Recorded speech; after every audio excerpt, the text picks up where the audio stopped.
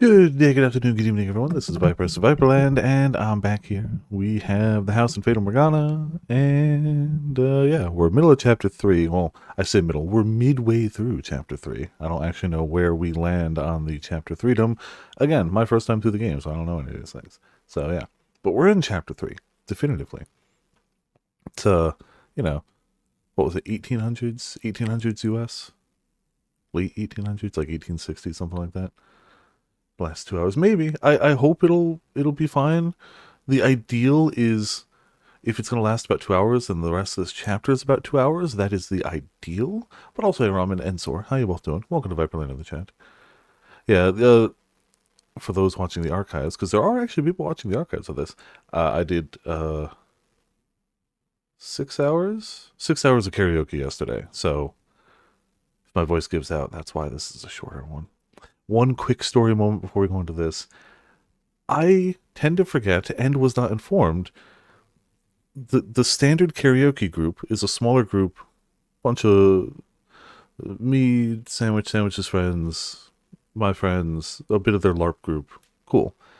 I tend to forget Sandwich is also very popular, especially very popular with the ladies, and has been taking dance classes recently. So it was actually half of our regular group and half like legitimate people who you would see out clubbing at this time on a Saturday in the summer, which are two very different groups of people. Not no slander to either side, nothing good or bad.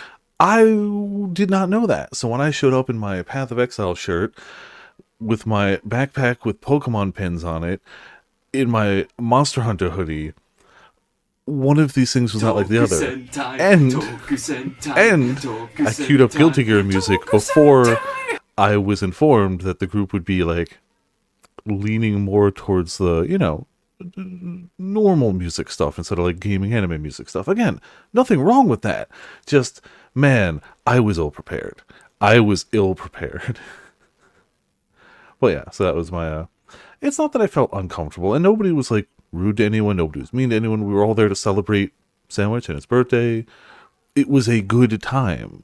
The overarching thing was a great time, but it was just that little moment of like, you could have given a heads up. Just a heads up would have been nice. That's it. That's all. But why would you think about that? So Well, yeah, that was my little story from yesterday. Oh, there's normies in this room. Yeah, like half normies. Again, there's nothing wrong with that, but it reminds me that that's not me, I guess. Go pay for SR night. No, I did sing the 1st of May, though, and I chose that one. That was after I was like, fuck it. Everyone's had like 3 hours of drinks. Why not? Who's going to stop me? And then Sandwich's dad and sister walk in between the time I queue it up and it actually comes up. And it's just like, well, I committed. So, and I rocked it. If you haven't listened to Jonathan Colton's 1st of May, you should. Well, yeah.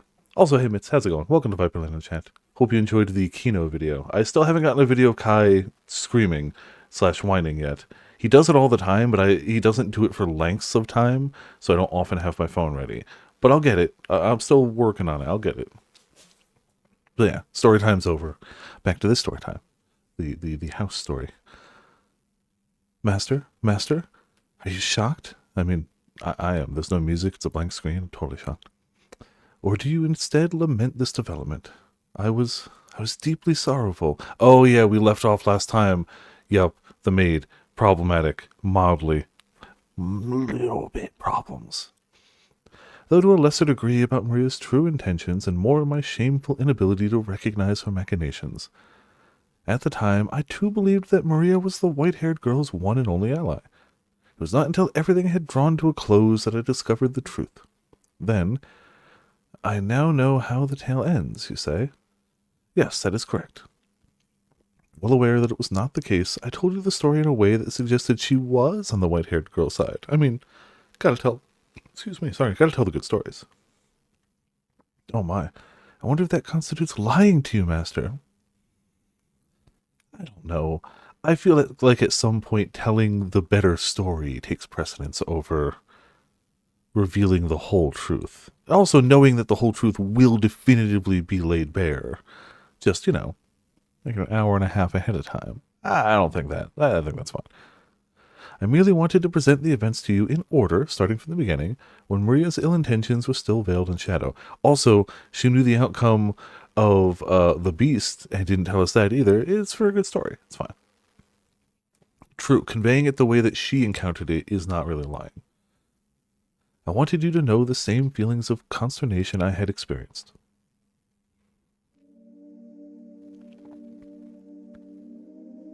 So, do you think that there will be even a single chapter in this game where the white-haired girl has a good time through to the end? She always has moments of good time. No, yeah, that's fair. I feel about the same. I hope there is, but yeah. The white-haired girl continued to write letter after letter. They were all addressed to her dear husband, detailing her ever-persistent love for him. Maybe in the ending. Yeah, and I know there's bonus content here, so we'll see how that goes. Maybe in the bonus content? And her desire for their relationship to return to what it had once been. My beloved, I'm sure your hands are quite full right now. But that is fine. It does not change my love for you. Do you remember the day we went out together? It was perhaps the most wonderful day of my life. I had a truly incredible time. I still treasure the gift you gave me, but it is the one and only present I have received from you. In the entire other year of their marriage, not a single flower, cake, dress, just that? Just the one. Gave the one gift, went, I'm good. We're married now, who needs gifts? That reminds me, Maria tried to teach me how to dance.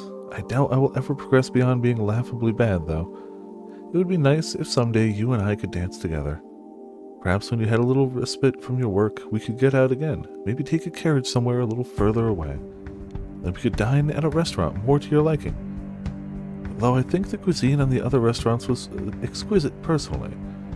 Oh yeah, the Italian restaurant that wasn't Italian enough for her. Didn't have good enough pizza and pasta. Yeah. Fishy. Do I perhaps have an unrefined palate? Also, if you're, how's it going? Welcome to Viperland in the chat.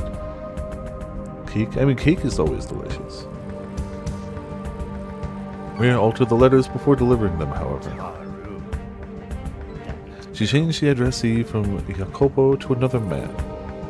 He would cut away the top of the page with Jacopo's name on it, and in the space below read a different name. He could not have mimicked the white-haired girl's handwriting for the full length of a letter, but Maria could make a single name look adequately similar. And it would, after all, be quite difficult to notice minor discrepancies in such a small quantity of text.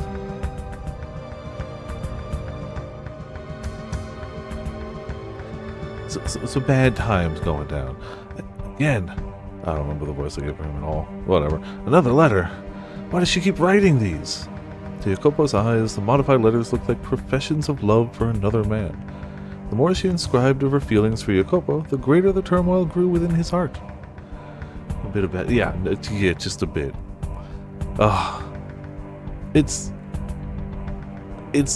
all the more sadder knowing that he actually really did kind of want to push through this and make it work. When he was just kind of an asshole who cared more about money than anything, it was like, it really sucks for the white-haired girl, but don't these all? But man, they actually had a chance in this one. Well, to be fair, I suppose the ongoing theme of she actually had a chance at happiness, but someone else got in the way, really is the overarching theme so far. The house has the white-haired girl in it. She has a chance at happiness with a person. A third party absolutely makes sure that doesn't happen, be it willingly or not.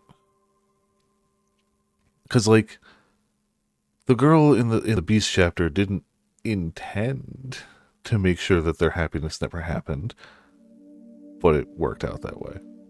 Wasn't her intention, but yeah, usually with the master of the house, that's true. Well,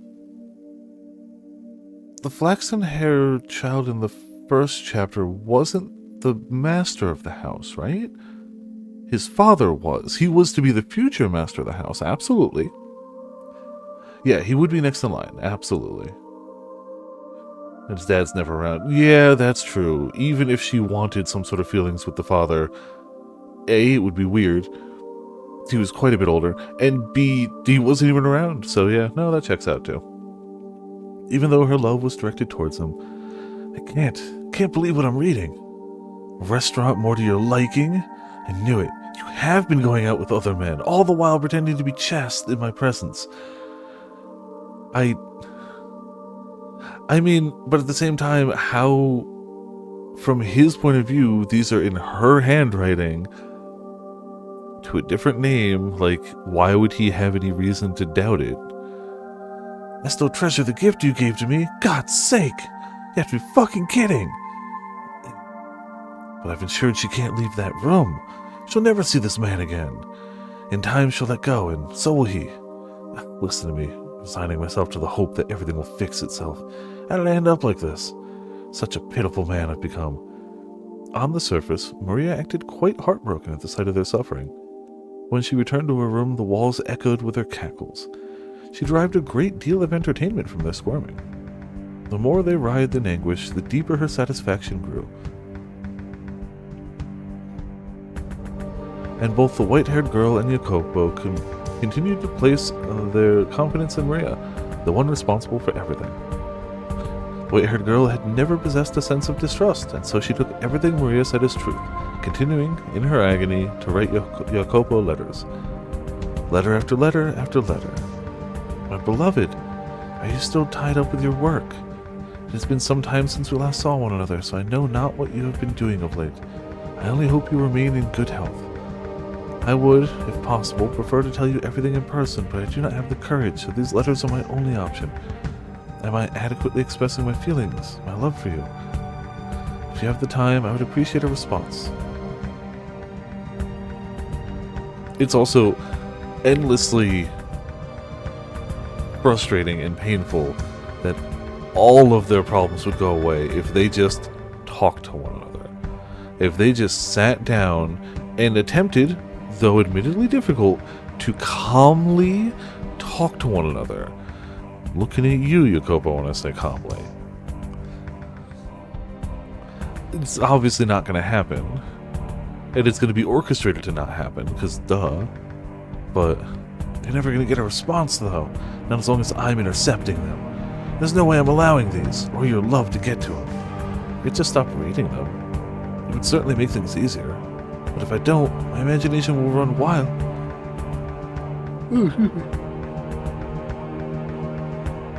That's true.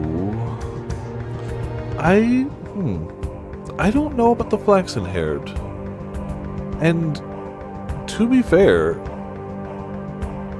the beast one... Okay, that's fair. But he didn't think that that could happen, I guess. The beast one is tricky, because both of them were honest with each other from their own points of view. They just... neither could see that the other saw things so differently. But the beast was very upfront about how he viewed himself.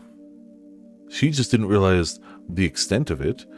And the silver-haired girl was very upfront about not seeing him that way. Very insistent that they were way infinitely more alike than they were apart. But he took that to mean, you know, at their core, not literally physically. Yeah. Fantasizing about her writing to this other man, what she might be putting in her correspondences. I'd be better off knowing the truth than torturing myself with fantasy. It's the better option. You have an ideal third option you're not taking. Jacopo accepted every letter Maria delivered without fail. He would merely nod as he accepted it, his face contorted in discomfort, and then pore over the text when he was alone. I assume he did not want her to see his heart sinking into darkness, and he put his trust in his wife rather than Maria. he would have almost certainly been able to realize the letters were directed at him, despite the altered recipient name. Everything she wrote concerned him, after all. How could someone who had lived as isolated a life as her have so many identical experiences with two distinct men? Why could he not find it in himself to trust her? Perhaps doubting her was simply easier.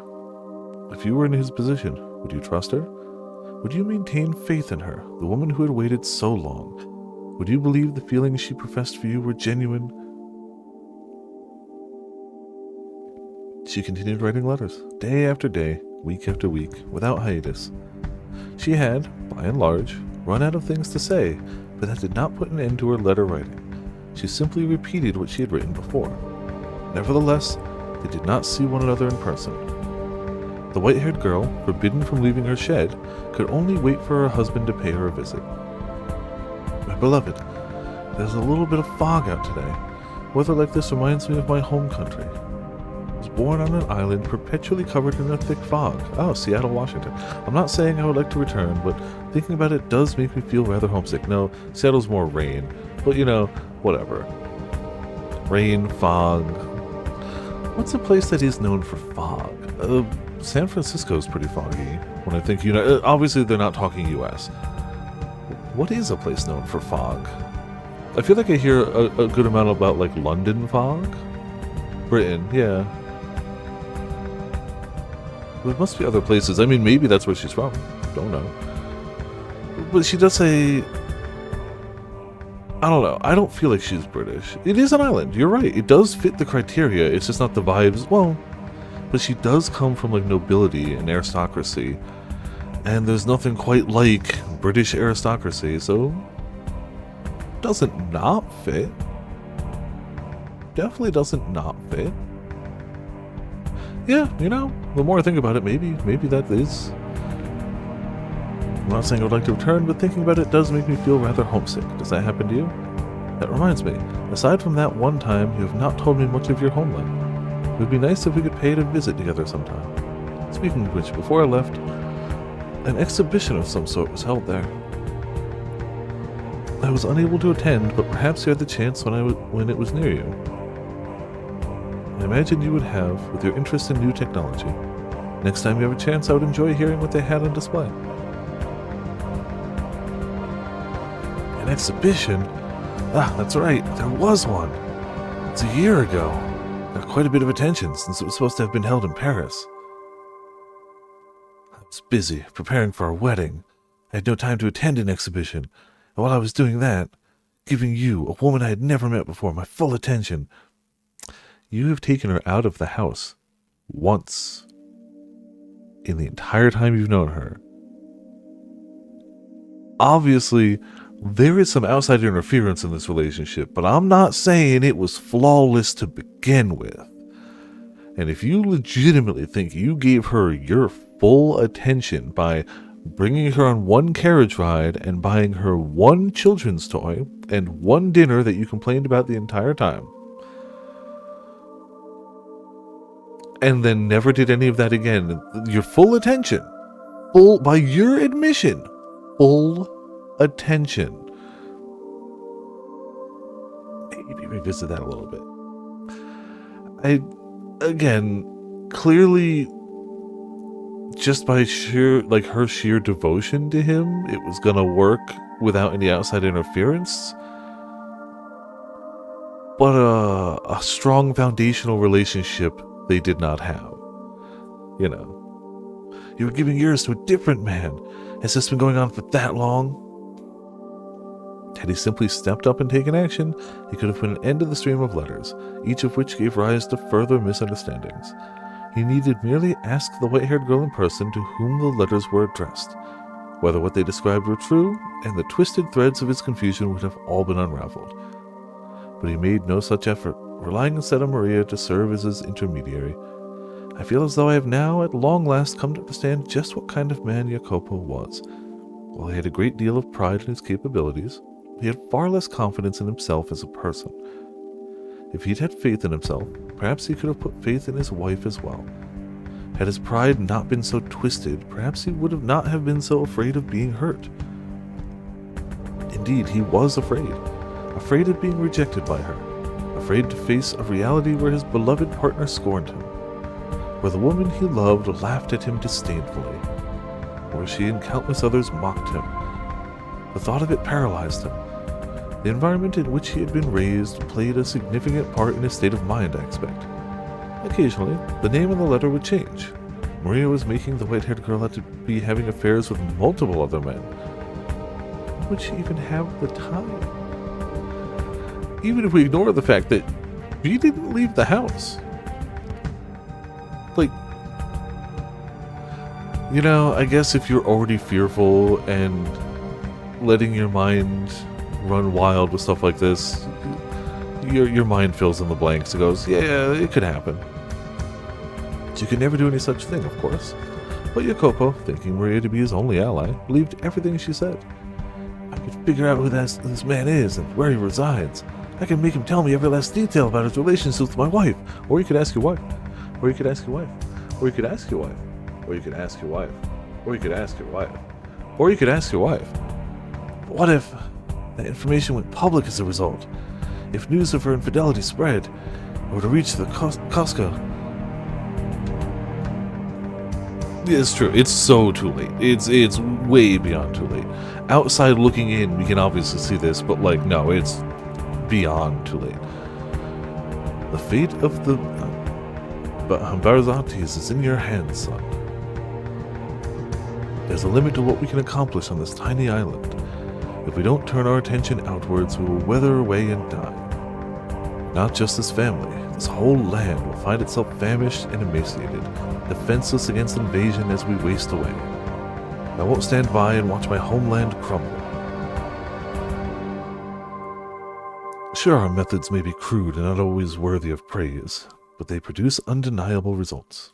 The unfortunate thing is, the previous Capo Familia was an incredibly reticent man.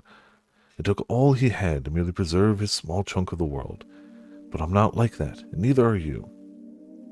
The most I can do is lay the foundation to make it easier for you to work, which means everything rests on your shoulders. Both the future of the Barzanti family and the future of this country, it all falls on you. No pressure. The marriage is happening too quickly. It would be madness not to hurry given the circumstances. You should be well aware of that. We need the Barzanti name climbing the social ladder in short order, or we're going to have everything ripped out from under us. If the woman isn't to your liking, you can find another one that is. She's only going to be your wife in name. But listen to me, son. You must not allow her to fool around. Gotta love the blatant double standards. She's only married to you in name. You can love whoever you want, fool around with whoever you want, but she cannot. Mind you, they're both actually faithful to one another, but you know. What are the most vital things to have in our society? Money, power, yes, those are important. But what matters most is respect. No one's going to follow a capo familia that can't respect. They'll try to undermine your authority. Once someone deems you weaker than them, courtesy goes out the window, and that's a judgment that's near impossible to overturn. Betrayal spreads like a fire through a forest, and once that flame's lit, the both of us come crashing down. You must not let anyone look down on you. You must not let anyone think you're the kind of man a woman can walk all over. If, by any chance, your fiancée is ever unfaithful to you, kill her before anyone finds out. Your place is above others. Climb to the top. Never be content with someone above you. And never forget the weight you carry on your shoulders. Wow, no pressure whatsoever. This is your responsibility. The fate of the Barzantis is in your hand. Kill anyone who stands in your way. Aim for the top. Flaunt your money and your power. Poverty is the root of all evil. Respect. I'm sure it's super fun. I must keep intercepting her letters. I must keep her locked up. I still have work to do. I cannot allow anyone to learn about how she disgraced me. Kill her. That's how my old man said to handle it. That's the last resort. It's not yet. God damn it. It's downright wrong for me to even be having these feelings for someone. Fuck.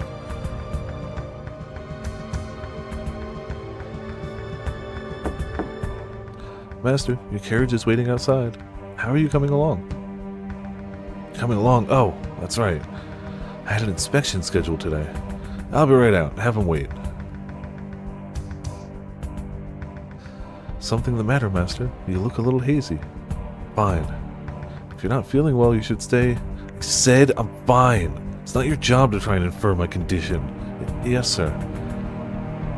Damn it, keep it under wraps. Act like normal. He's doing such a bang-up job of just acting like nothing's wrong. Totally. You can at least do that much, damn you. No, he can't. Take care on your trip, Master. Yeah.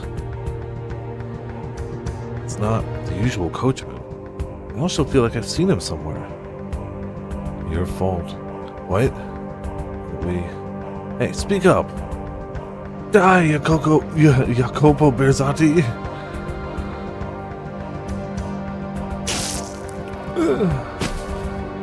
Master! There's a knife in your stomach. I'm sure he's aware of that fact by now. Get him help, please. Oh god, someone, anyone! Silence. Don't make a scene. Call a doctor. Yes, sir. Now I remember where I've seen him before. That's right. I put his factory out of business. I needed it out of the picture to expand my own business. Guess he held a grudge about that. You don't say. Should have been more careful. Blood flows with surprising abundance from a stab wound. It's not stopping either. Son of a bitch. The world is going white. Come on now. You have to be kidding. Yeah. It's crazy how when you view everything as just a means to make money,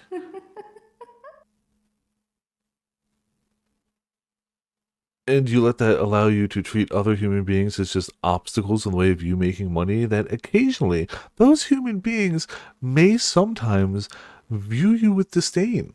And occasionally powerful enough disdain to stab you. But, you know, it's just kind of how it goes. It's normal stuff.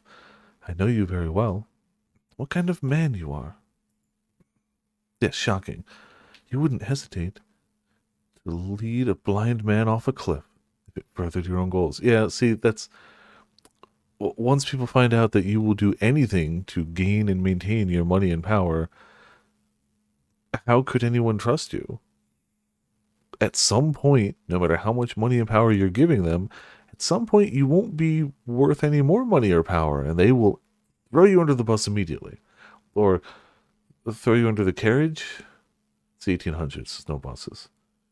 I guess the throw off the cliff works, you know.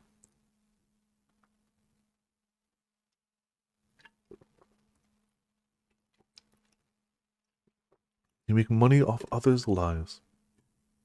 You stand upon a mountain of corpses, cackling at everyone below you. For a man like you, love comes as naturally as flying. Guess what? You don't have any emotions. You never have. You've always been this way. I'm sure it's fine.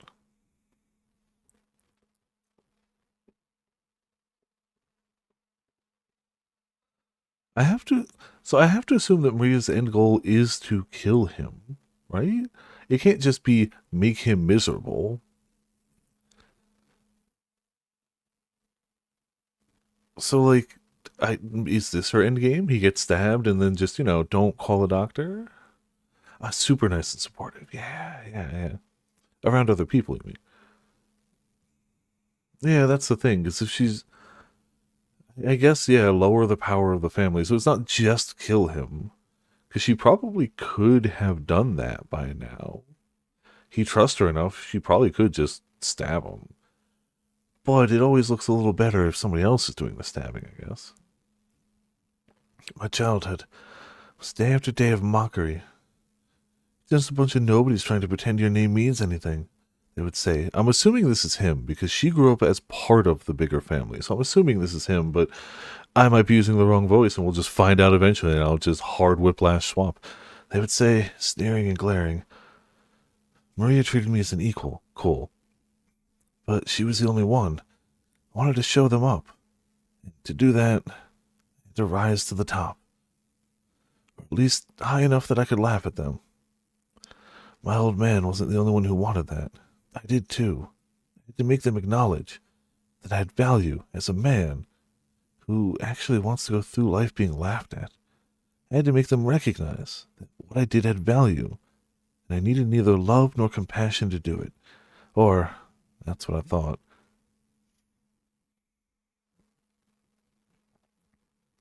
In the beginning, I only ever intended to use that woman. Simply needed her to build a name for myself. When she served her purpose, I could simply cast her aside. Real winner all the way down. The fact that he happened to fall in love is very beneficial, but, like, good to know that he didn't have, like, good intentions from the start. That's what I thought, or rather, that's what I endeavored to make myself think. But deep down, I felt bad for her. I pitied this woman who was being made to marry a man she had never even met before. I'm sure what she really wanted was to have a regular marriage with somebody she loved. But because her family wanted to cling to their name, she wasn't afforded that opportunity. I wanted to do something for her. It didn't have to be anything grand. I genuinely wanted that.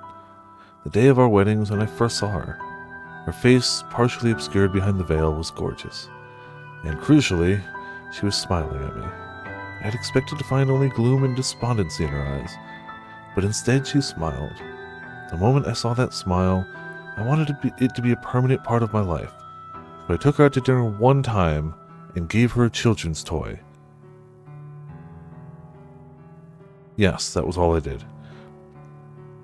I truly did want to ensure she always had a smile on her face by giving her one thing ever in the entirety of our marriage and one dinner out, where I complained about the pizza place not having pasta for the entire meal.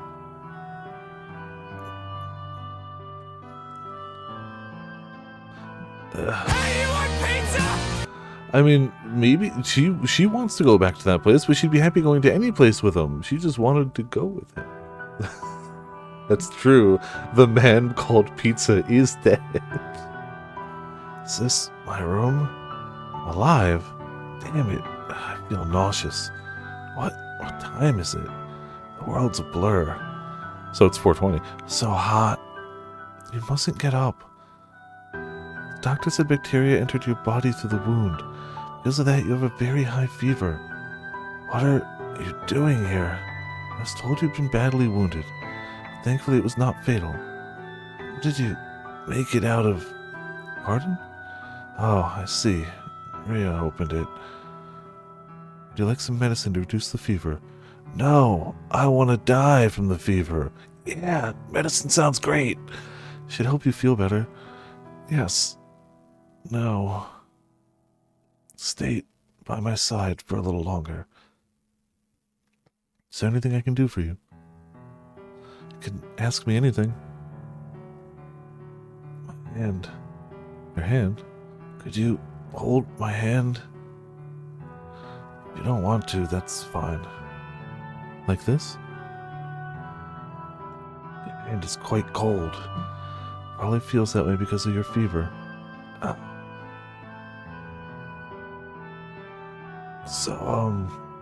Yes? I've done some regrettable things to you.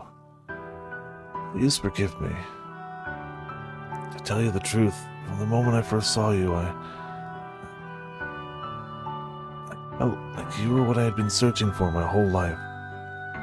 Laugh if you like, and I felt like I had finally found you.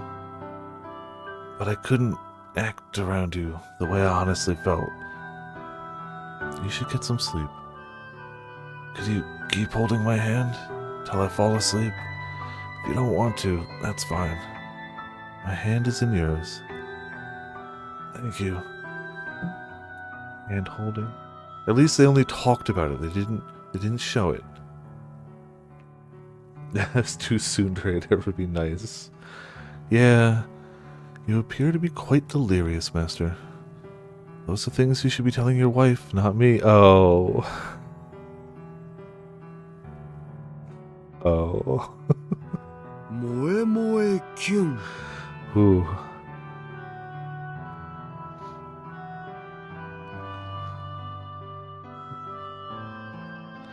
It was all a dream. Of course it was. It wouldn't be that easy. It is that easy. You have the keys to the locked door. It is both that easy, but explicitly on you to take the step. And she would never come to my room. She's involved with other men. Jacopo, may I come in? I have another letter. Dude's getting over a stab wound. Like, either stab him to death or give him a day. But again, she wants to see him suffer, so this is actually peak timing.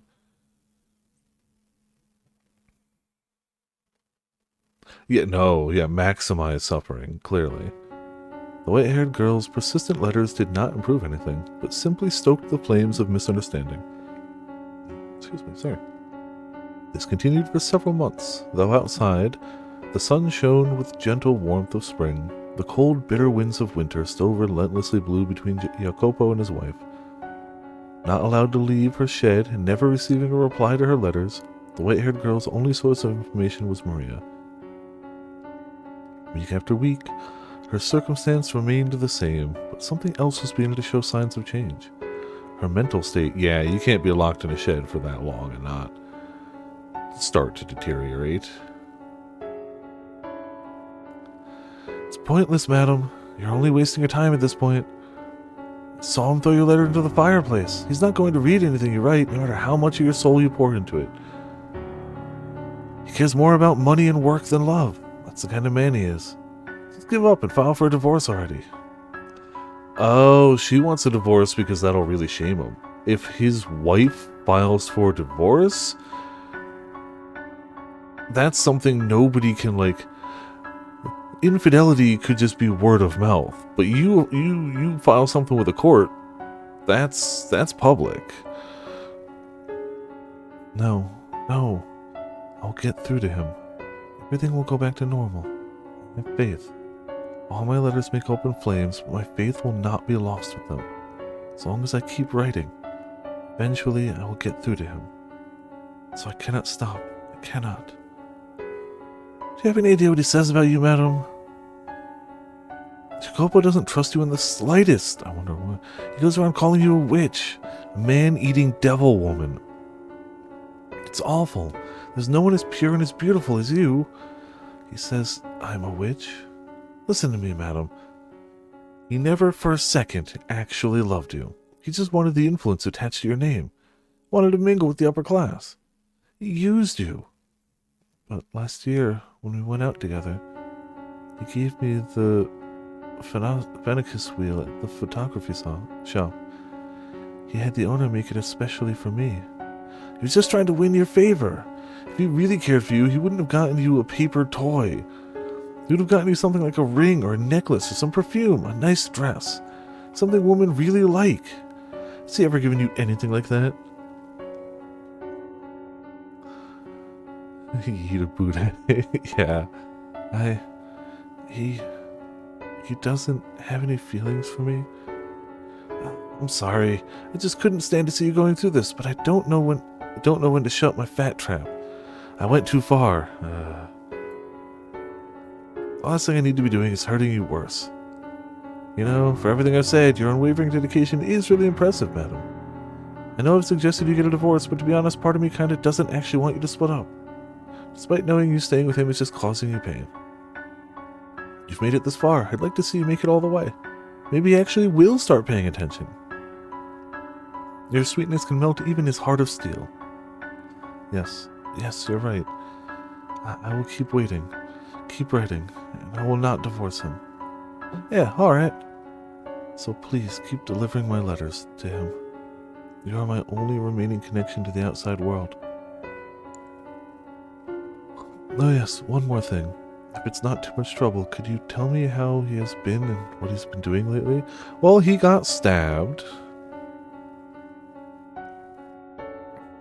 Do not have much else to write about. So if I could at least relieve him of some of his work-related stress. I am his wife, after all. I should be able to do that much for him.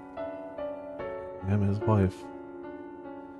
Her dedication to him was perhaps closer to an obsession, but she did not seem to be conscientious of the fact that her obsession was killing her. She was visibly losing weight, and her spirit was breaking down.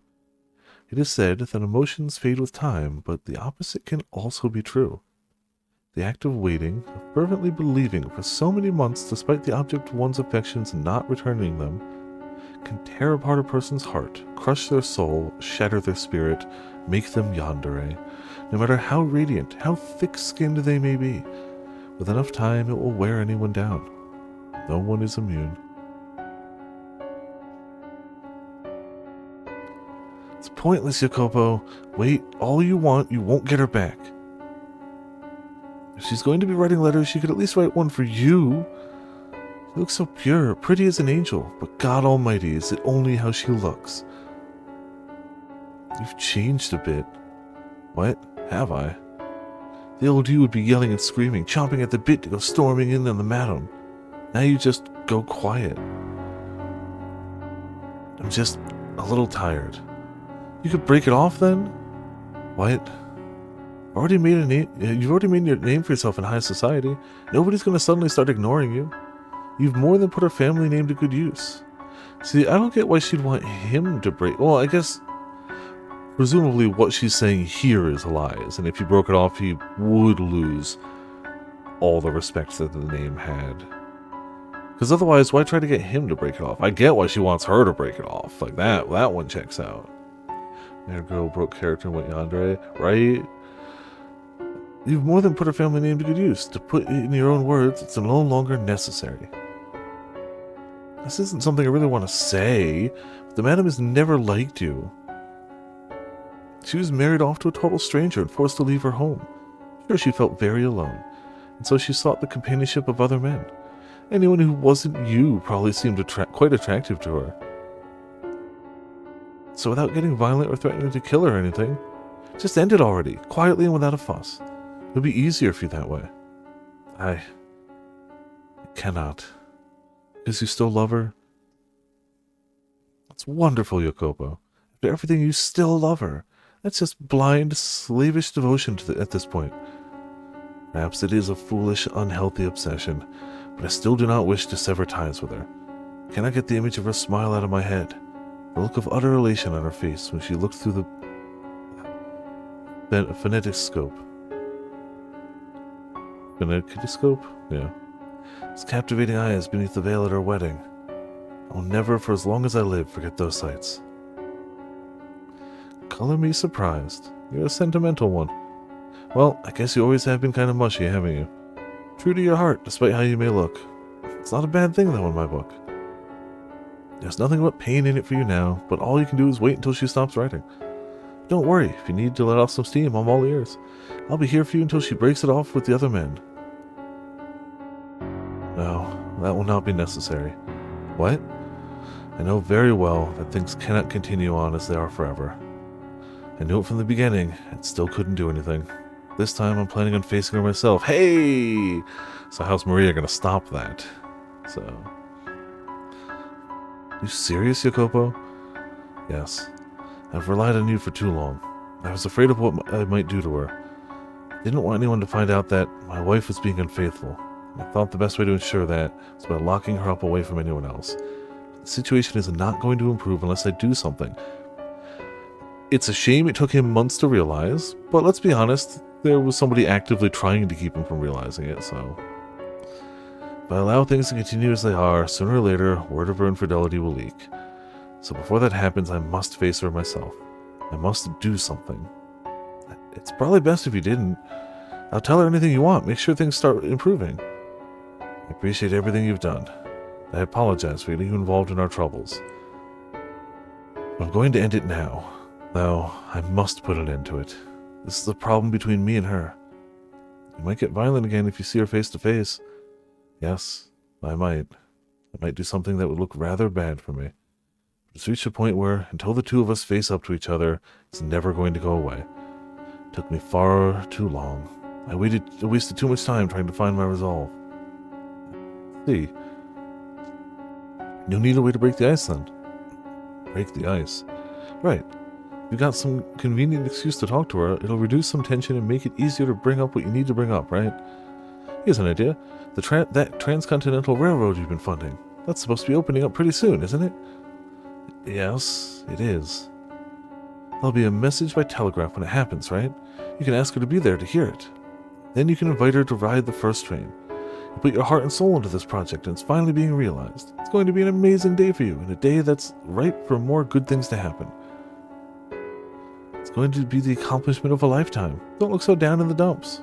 They're sending trains across this massive continent, carrying on them the people of this country's dreams. Who says you can't stick a dream of your own on it, too? Right. Yes, you have a point. A railroad that spans from coast to coast. Yep. That definitely bodes super well. She's a sickly girl, which makes long trips difficult, but this new rail system should make them much less straining. It would allow me to show her the world. Yeah, that's perfect. I'm getting excited myself. Now, it'll go great, I'm sure of it. Yeah.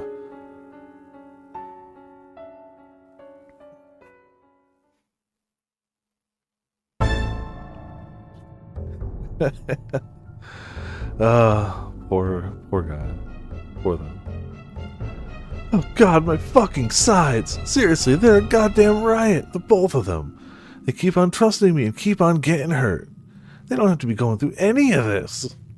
Oh my god, Maria, you're terrible. These people call me the Holy Mother. Bet the real Mary's rolling in her fucking grave. Now, I must say, I wasn't expecting you to make a move, Jacopo. I shame that.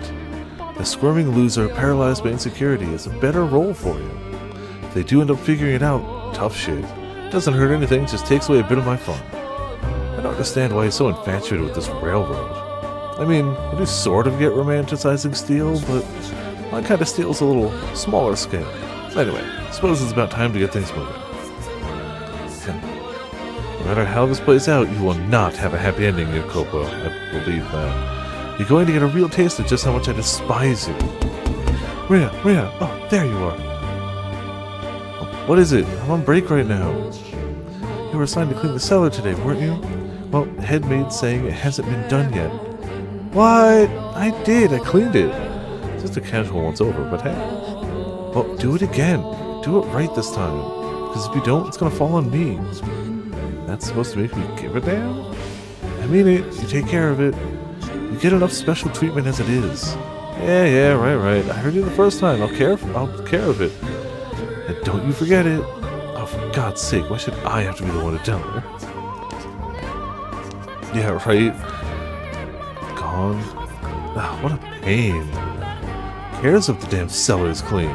Not like anyone's bringing guests down there. Eesh. Guess I should take care of it. Better that than a tongue lashing by the head maid. God, why did I have to be a maid anyway?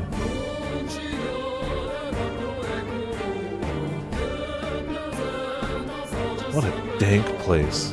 Wow, it's so dark and humid down here. Makes me feel gross. Quite a few Tartars, yes. Someone there. Hello? Hello? Is anyone there? Came from further in. Whoa, seriously dusty back here. Almost like the person who's responsible for cleaning it hasn't been doing that. Who was supposed to clean this last week? Probably still her. Well, clean the whole thing next time, damn it. Says the one who did a once over. This makes my job harder. She's that close, but it's just never gonna realize. Disgusting.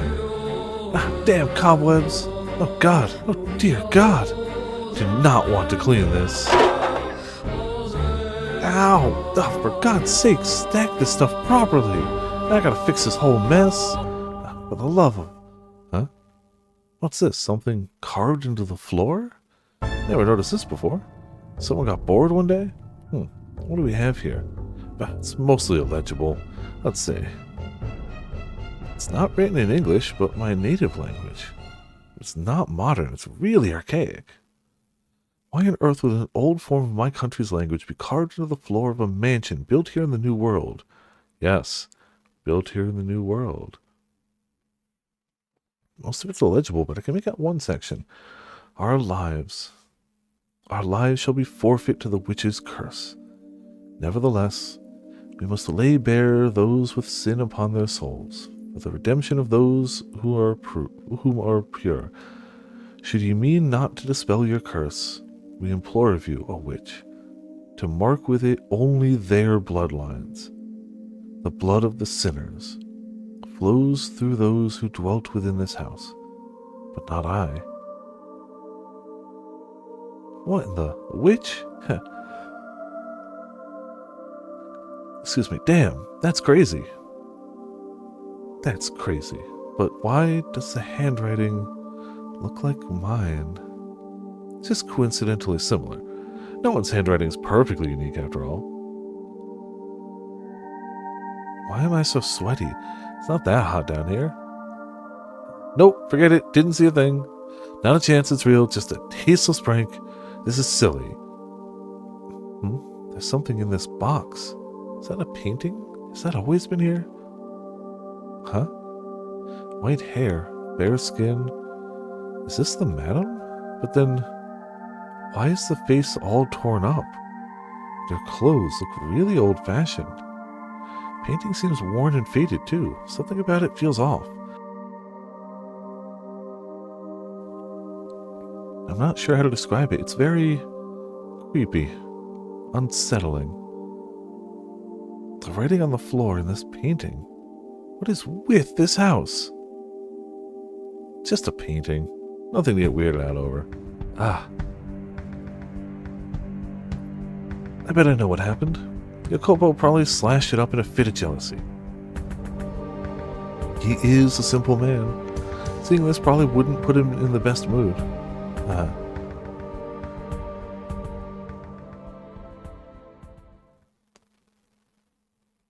Just hangs it outside his door. What was that? Someone there? The door. It's open? What is there? What's this? A painting? It's true. She had the wrong target of the slasher, but not wrong. Who could have left it here?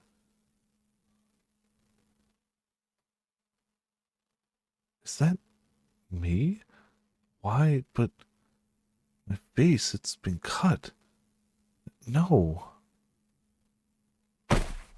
Why would someone have this painted? Just to do this? Who would do such a thing? You're like a witch, my dear. Like a demon. Your very presence brings misfortune upon others. You're cursed. No, I'm not. I'm not. Was it you, Jacopo? Did you have this painted so you could destroy it? Do you really despise me to that extent? Why do you... What did I ever do to make you hate me so? Why? Why?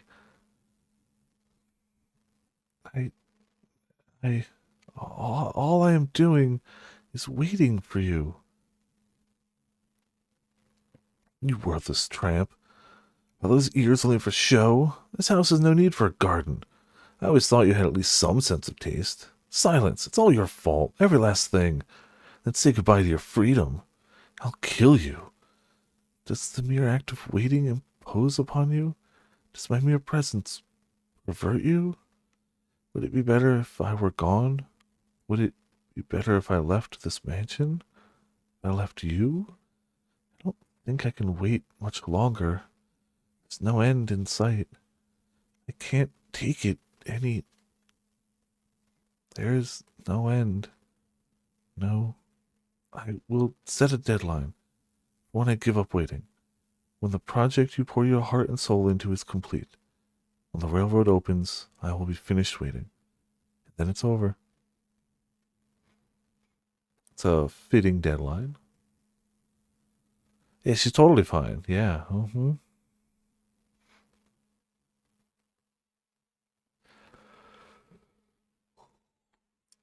The Pacific Railroad's last spike ceremony was drawing nearer by the day. That day was, coincidentally, the deadline the two of them had set for themselves. Jacopo to confront his wife, and the white-haired girl to wait for him. And as that day approached, she continued to write letters. She wrote the letters purely by force of habit, despite having been worn visibly thin. I expect that she could not stop, that the act of writing was all that kept her from going mad. By focusing her attention on another person, through her letters, she was able to maintain her grip on herself. But that day would put an end to her suffering and despair. When the railroad was completed, all their misunderstandings would be cleared up.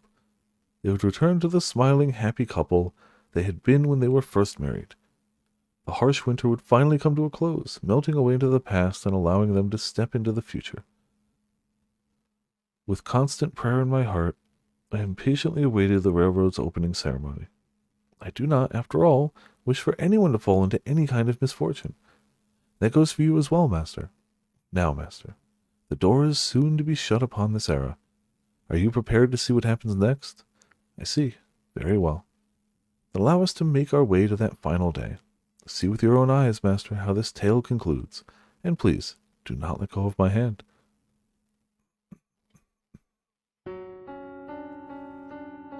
The night before the opening ceremony, the master of the house headed for his wife's shed. There was a tension on his face, but a surety to his steps. He had found the resolve to speak with her. Having locked her away for so long in the shed like a common prisoner, Jacopo was hardly optimistic about what she might say to him. He had undeniably mistreated her, said heartless and cruel things to her, and even gotten physically violent with her. His actions were inexcusable, even if they were in response to her infidelity. Of course, the very infidelity which had driven him to such behavior had not in fact taken place, but he was unaware of that.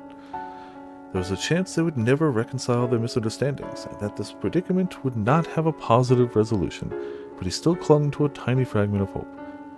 He wanted to start over with the white-haired girl, to make a new future with her.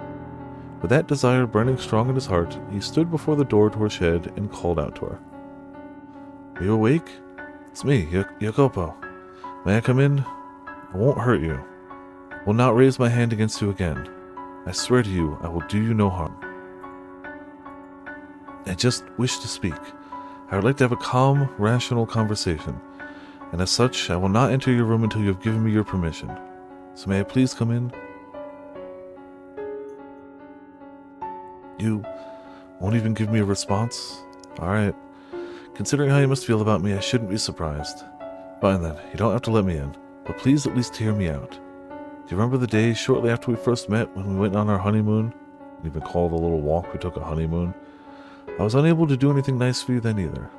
No experience, no idea how to interact with an upper-class woman like you. I didn't know what I should do for you. And yes, I know that makes me sound juvenile. I have a tendency to say things I don't mean, the more perturbed I get. I'm sure I've said things to hurt you numerous times that day. However, at the photography shop, when you saw the scope, you smiled for me. I was genuinely pleased in that moment. I felt like I had gotten closer to you. I very much doubt that was actually an appropriate present for a noblewoman like yourself. Jewels or flowers or something like that, something beautiful, would have certainly suited you better. And I knew that, but I assumed you would have been given gifts like that countless times in the past. You are, after all, a beautiful woman. I did not want to have to compete on the same field as those other men. Meanwhile, sleeping or given drugs by Maria in her food or having already left, yeah. I wanted to be special. No, I wanted to be unique to you. No one had ever shown you anything of the sort before, had they? Frankly, I wasn't sure if a woman of your status would take any interest in a scope at all. I imagine you've thrown it out by now, but I choose to believe you sincerely liked it on that day. That, if just for a moment, I caught your eye. Even if you started seeing other men afterwards, that moment was real, wasn't it? Our marriage was, at its core, nothing but an arrangement between our parents, an exchange of money and influence. That was how it began, but That day I loved you. I yearned to see you smile as if I had loved you my entire life. The Pacific Railroad has finally been completed. That's the project I've been funding. Everyone thought it was crazy, but a railroad now stretches across the breadth of this country. A joining ceremony will be held tomorrow. It's going to be a grand event. Locally, they're planning on doing a gun salute. The sound of the last spike being driven into the ground will be transmitted across the country via telegraph.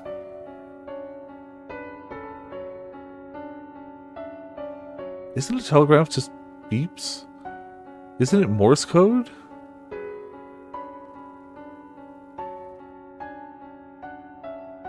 Are they just going to transmit, that last spike sounded exactly like every single other spike. It was a metal hammering metal into ground. Doesn't have to be. Okay. I've procured a telegraph so we can listen to it here in the mansion. In your condition, you would probably have trouble handling the crowds at the telegraph station, but here, you could celebrate in the comfort of your own home. Suppose what I'm saying is, I want to celebrate this with you. I've made arrangements to make that possible for you, because I wish to have you there with me.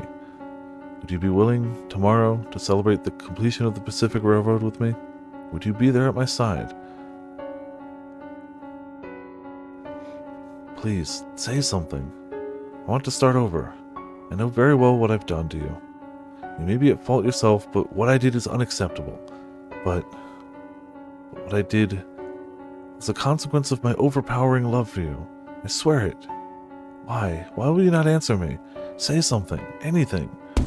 Please. Please. You can hear me in there, can't you? If you don't want to, you can just say no. If you do reject me, I'll set you free.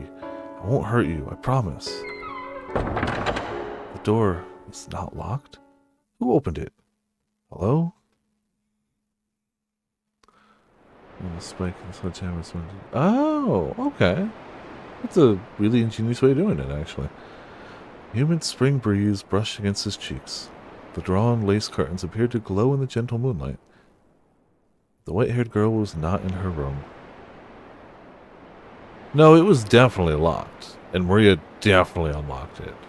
Where have you gone? Stupefied, he glanced around his wife's chambers. To my eyes, the neatly organized room appeared no different than any other day, but to his eyes it was pale and hollow. For the one who was supposed to be there, who was supposed to be waiting for him, was not present. He could not hear her voice from anywhere in the shed. In its place echoed a dry rustling. A sad, pitiful, empty whisper of a noise. So Maria just definitely told her a different day, right? Maria was definitely just like, yep, they did the ceremony 3 days ago. It's a real shame. Bye. Came from the lone object left abandoned atop her desk. The Kistoscope.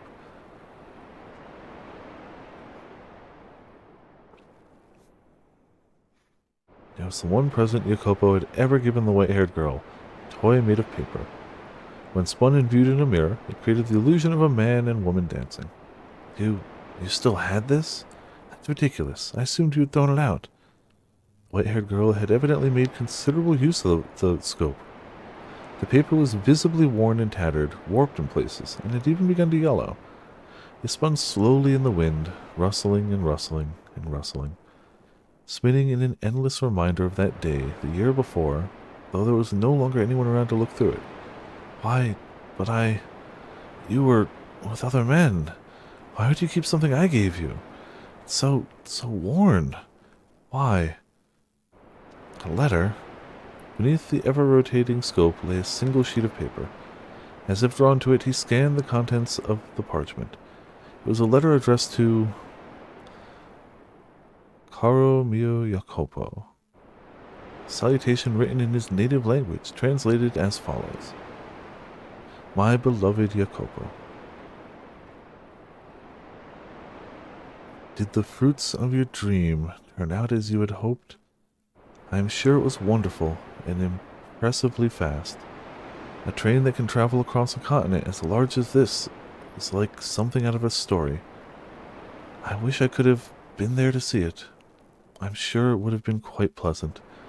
Like the day you gave me the Fennicus wheel. Being presumptuous? I'm sorry. I'm sorry. Thought I would keep waiting for you forever, no matter how much you hated or ignored me. But I made up my mind, so I'm sorry. I decided I would wait for you until the railroad was completed. I foolishly thought that you might invite me to the opening ceremony, but it seems I am not good enough for you. I'm going to take my leave of your house, so you needn't concern yourself with me any longer. However, I do have one request. Please do not forget about all the letters I wrote. Think back on them from time to time. Do not burn them all, for they contain my thoughts, feelings, my words. Ugh, a record of my love for you. Remember, when you can, that I was always watching you. I'm sorry I'm having trouble writing. My ears are ringing. There's a voice whispering to me, calling me a witch. Maybe it's your voice. My vision is blurred. I'm not even sure what is going through my mind. I'm sorry. This was all I was able to write for you. Truly sorry. I will leave the Fennicus wheel behind. It was my dearest treasure. Farewell. I loved you. 5/8/1869. Yeah.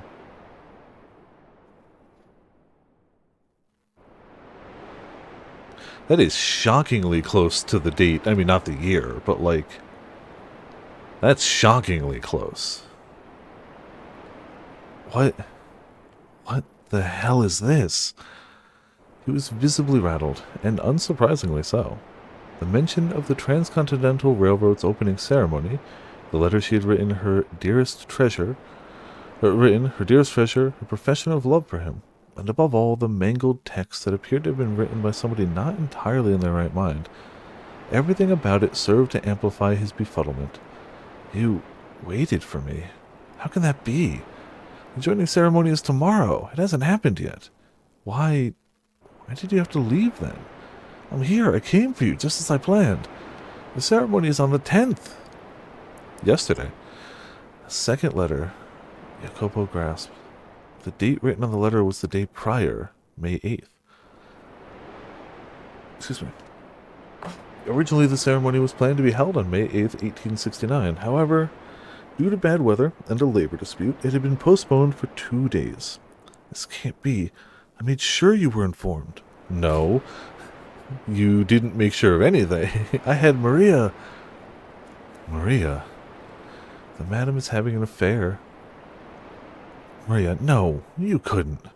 Scattered fragments of memory began coming together in his mind. Maria was the only one who had informed him of his wife's supposed unfaithfulness, and though the letters had not been addressed to him, thinking back on it, they had all been about him. In one letter she had mentioned treasuring a gift. Jacopo had assumed it meant a gift from another man, when in fact she had been referring to the scope sitting atop her desk, still spinning in the wind. At long, long last, he finally made the connection. At the same time, he realized that the only person who could have altered the letters was someone they both trusted. Maria. Never. She never even once betrayed me. She was not unfaithful at all. She waited unwaveringly for me, and I refused to believe in her. I caused her pain again and again. Yeah, visual novels always gonna be fun. Yeah. We should. How could I have known? But yeah, clearly should have done this 3 days ago. But his realizations came far too late. The white-haired girl's spirit had broken, and she was no longer at the mansion. Had he caught on to Maria's machinations sooner, things would not have turned out as they had. But he was much too late. Maria, why? Why would you do this? Clenching the letter from his wife, Jacopo stormed out of the shed in search of Maria. End up bawling like... Yeah, I mean, that's fair. That's fair. Not wrong. But she was... That's why we do it, once a week. But she was... And we also make sure that we don't only do depressing visual novels. We had all the Phoenix Wright games for, good times. So we still have more ahead, so... Yeah. But I kind of figured after the first chapter of this one that this was not going to be in the happy pun-filled name courtroom variety of visual novels. She was not in the room assigned to her. Where are you? Where have you gone? Maria! Several maids were roused from their slumber by the racket, but no one had the courage to speak up as the master of the house frantically charged through the halls. I mean, to be fair, both of them are Neko, so apparently the only thing I know for sure is the next one should be Cat. Eventually he arrived at his own chamber. He was certain he had closed the door before leaving, but now a sliver of light shone through the gap between it and the frame. From within the room, he thought he could sense someone's presence. When he opened the door, there he saw, comfortably perched upon his own chair, a woman. I've been waiting, Jacopo. Excuse me. Well, she looks very friendly. Sea cats or cat's paradise, yes. Indeed, everything. I mean, what would we even date in that game? What would we even narrow it down to? Also, Eric, how's it going? Welcome to Viperland in the chat. How you doing? Nice room you got here. Oh, I guess that's only natural. You being the man of the house and all. Ben starred, of course, yeah. All these fancy furnishings. You do know this stuff's too good for you, right? And then me. I get that barren little maid's room. Drives me up the wall. So hey, Jacopo. Clear the air with your little lady yet? Maria. Huh, I love that look on your face. I'm guessing you didn't make things better then. You know good and well. And she's not even here anymore. Oh yeah, but I still wanted to hear you say it, you know? I want to hear from your own mouth that you couldn't keep a leash on your woman, so you locked her up, drove her mad, broke her down, and then she ran away from you. This is a very friendly, caring person. Go on, say something. Climb back on your high horse and start shouting like you always do. Why, Maria? Why would you do this? Why? Why do you think? Because I fucking despise you. I've been trying to figure out how I wanted to end things, but then they just fell apart on their own. The fates are smiling down upon me, I guess. Nonsense. She was waiting for me until the day of the joining ceremony. I was going to see her on that day. You knew the ceremony had been postponed. I mean, clearly he was waiting for her to be like, oh, I'm so sorry, it was a simple mistake or something. Yeah, also, the OST continues to slap. What do you get for putting it all in my hands? For thinking I'm the only one in your side. I do miss Cat Jazz, but this is good too. Cat Jazz was only for the good parts of this, the happier parts of this chapter, which still weren't super happy, but you know, happier. As it went downhill, there's nothing to meow about. Yes. What do you think? I just tell her like a good little maid? Not a chance in hell. I mean, talk about some fantastic news. You both picked the same day, but you got different date. You got the dates different. Absolutely perfect. Maria, is that how you've always felt? How long have you held this grudge against me? How long? How long? How goddamn dense can you be? Must be nice living in your little fantasy world, Jacopo. And this is the next Capo Familia? Oh my god, my sides! So you've always hated me? At the very least, I've fucking loathed you since the minute we had our reunion. At first, I did try to convince myself you had your reasons. Didn't make you feel any less unfair, though. You had all your money and all your power and everything else you stole from me. And then you go and get hitched to this pretty little lady. Oh, don't try to act like you're the victim here. This is all on you. Do you have any idea how it felt? Falling from grace made your goddamn maid having to suck up to you? Yeah. Do you have any idea how infuriating that was? Or did you think I didn't know anything? Did you think I didn't suspect anything? You think, then, that you've got your head way up in the clouds? So you were motivated by your grudge against my family, the Verzazzis. Precisely, that's exactly it. Your father wanted so badly to be the Campa Familia, wanted so badly to be in power, that he murdered my dad and grandpa. They say it was a carriage accident, but the ground was all torn to hell where it happened.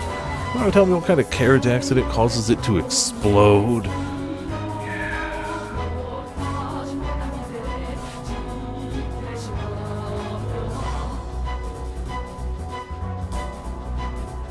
Yeah, normal walking stuff. Okay, so longer lasting. Oh, it's weird. A longer lasting thermal paste that doesn't work great initially, but then works better and lasts a long time. Interesting. As soon as my dad and grandpa died, your dad took over as Campo Familia. The balance of power in the factions began to change. My family and anyone with ties to the Campanellas was either exterminated or exiled. The Berzazzis took control of the city. My grandpa's Casca became your Casca. No one in their right mind would be naive enough to think the Berzazzis didn't have a hand in that. They're a great Campanella family bitten by their pet dog, except the dog had rabies, and as a result in time, that lush historic land will wither away and die. My dad and grandpa, buried in that dried up earth, are screaming in their graves even now. You can't prove me wrong. And now, first in line to be the next Campo Familia is you, his son. Naturally, feels pretty good, doesn't it? Slaughtering my family, leaving us to wallow in the mud. Well, you live here like a fucking king. Because of what your family did. I don't have a home to go back to anymore. No house, no prestige. I have nothing left. And that's goddamn outrageous. Campanellas are supposed to run that city. Never have to change. Yeah, no, I'm going to change it. It's pretty nice. But instead, you filthy Berzati's curs are crawling over it like some kind of infestation. I am a legitimate Campanella, but I'm stuck here being your goddamn maid. If I hadn't been born a woman, I could have become the Campa Familia after my dad and grandpa died. But because I am a woman, I couldn't retaliate. Just had to sit on my hands and watch the tragedy unfold. It was absolutely miserable. So I had to make you suffer as well. I had to make you I had to make you twice as miserable as I was. You had no reason to hate anyone but me. Why did you make her a part of this? Did you have some grudge against her too? Not particularly. I actually rather liked the madam. Sweet, pretty, kind-hearted, timid, and fragile. Trusted every word I said, and a splendid little toy. You thought of her as your toy? Now, can you really call me out for that? You can't. You have no right. You never cared one bit about anyone else. They're all footstools to you. It's a little too late to find yourself a sense of morality. This whole thing could have been avoided if you two had just a single conversation. Yup. But instead, the both of you came crawling to me, saying, "You're my only ally, Maria." How dense can you be? Of course, I thought you were my ally. I trusted you, as I'm sure she did too. Then you should get your eyes examined, because you can't see a damn thing. Maria. My God, it was beautiful. Though you two blindly trusted me, creating your own misunderstandings, causing your own pain, how you could never seem to get on the same page, watching it all fall apart. Maria, is that everything? The extent of your grudge and all you did? Yep, that's everything. All that's left is for me to kill you. Oh, somebody grabbed a pistol on the way. Also that art. Damn.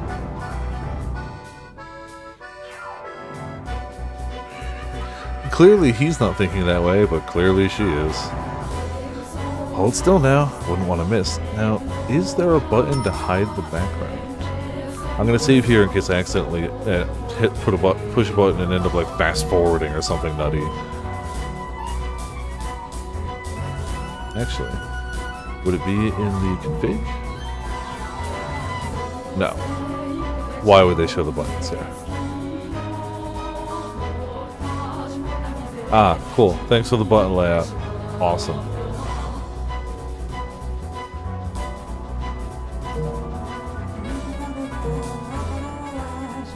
Aha! There you go. Perfect. Cool. Yeah, that art is absolutely the chapter in one picture. hold still now. I wouldn't want to miss. Maria, does our past mean nothing to you? Was that oath just an empty promise? How could it when you remember it so clearly? Fine, I'll explain it for our little romantic boy. Bad grown-ups will even take advantage of good memories. It's time I finally return this to you, Jacopo. That cartridge you gave me packed with your disgusting sentimentality. Yeah, shooting him with his own pistol is kinda,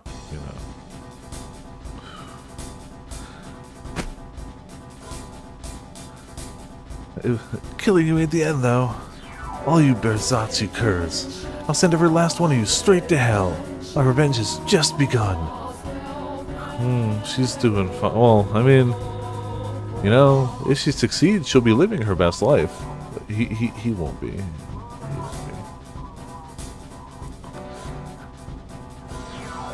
Even if... Oh, did this artist only do this game? Even if you had been a man, you wouldn't have been a suitable capo familia. You should have aimed between my eyes, Maria. Jacopo! Oh. I guess he did have a gun. Why?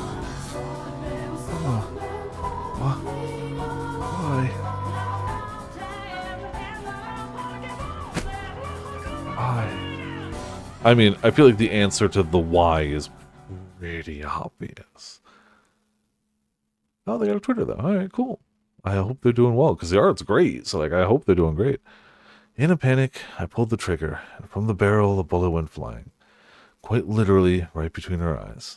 Would anyone ever believe me if I said this wasn't how I wanted things to turn out? The rain just keeps on coming.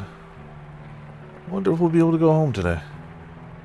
Hey, Jacopino, say something, you little wuss. Don't shout. You're gonna give me a headache. Lightning's way louder than me. Eek. Ah! You jumped, Jacopino. You're such a baby. You jumped too. Stop calling me that. Don't be scared. Don't cry. Not crying. Your eyes are damp too. Not crying. Not at all. Not one bit. Liar. There's no end to this rain, is there? I'm fine. If it doesn't stop, there's nothing at home for me. You don't want to go home? Parents don't get along, huh? That's got nothing to do with it. Liar. You got it good. Everyone loves your grandpa. Whenever anyone needs something, they come to him. There's a great man. Huh? Why did my grandpa become part of this? Well, no reason. Not everyone likes him. He gets just as much hate as love. Grandpa's not really a model citizen. Mostly just shrewd. Are you jealous? I'm not. My old man is, though. Huh? Is he now? Well, your dad's got his good points, too, I think. I don't know. He seems like the kind of man who can accomplish big things. Though he seems a lot stricter than my grandpa. Oh, come on. I don't get you. What are you clamming up for? No reason. If you don't want to go home, then how about we go somewhere far away from here? Huh? Once it stops raining, let's get out of here. Head up to the capital, find some work. We can make it work, the two of us. Oh, and we'll bring Nero, of course. If we could, that would be nice. Break free of this city and its outdated traditions. Head somewhere bigger, more forward-thinking. If only it were possible. It's alright, Maria. I know you were just joking.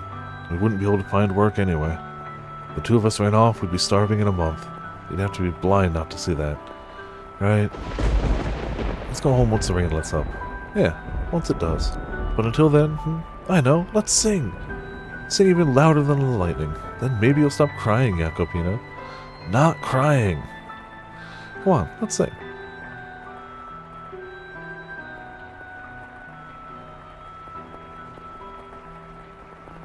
Yes, the La La Liro song. Oops. Why oops?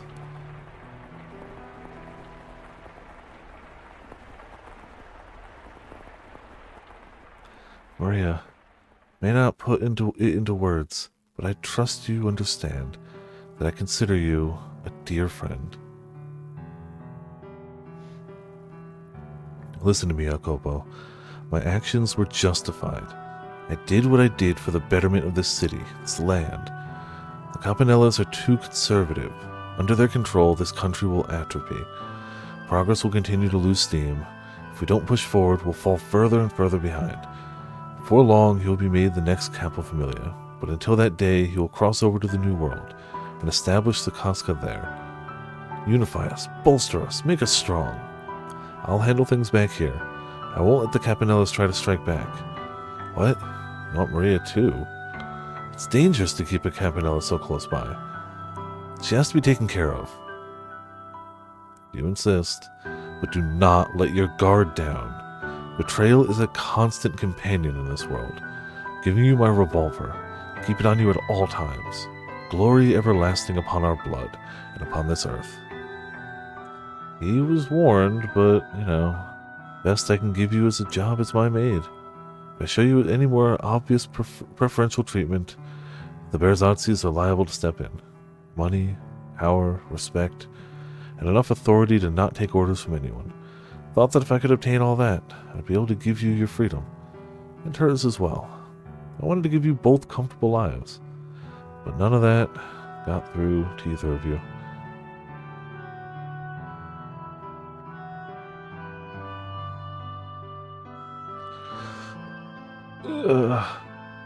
Everything slipping through my fingers. Her love, my friendship with Maria, both of their smiles. Never communicate things with anyone. Yeah. Master! What was that sound? What, you mean that sound like 2 gunshots? 2 gunshots? So much blood! Maria! What happened this time? You keep getting stuck witnessing the worst things. What? Call a doctor. Someone with tight lips. Do not call the police. And don't make a scene, got it? If so, then go on. Yes, sir. Alright, now that everything has slipped from my grasp. My money and influence are all that's left. It is what you wanted, though, is it not? You sought money and power, no? Are you going to go? Yes, I will. But first I would like to ask you something. What do you intend to do from here? What am I gonna do? Exactly the same as before.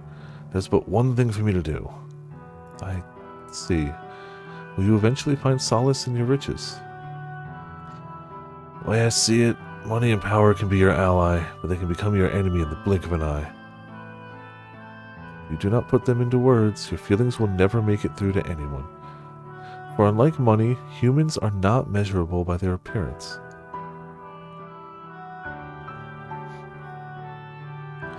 He failed to communicate to anyone what he held within his breast. He was chained down by his place in society, his pride, his relationships, and his own heart. And at some point he found himself in a position where he was no longer able to speak his mind.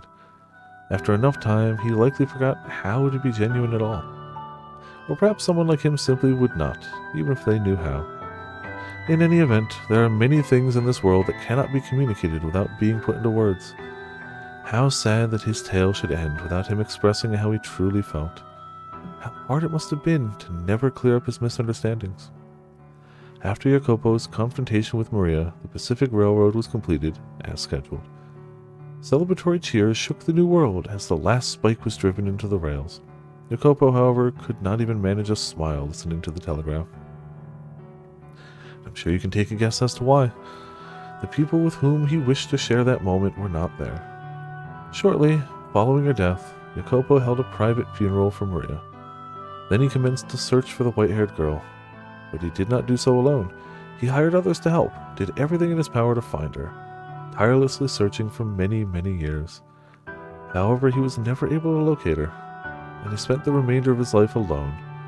Money, power, renown, servants. The world around him was always quite lively, but solitude was his only companion.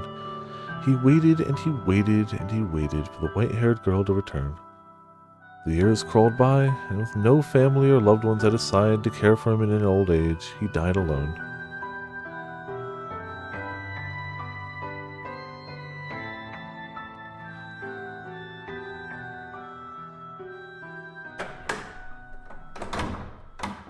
Another happy, uplifting chapter of this house's history. Mhm. To our knowledge, to be fair,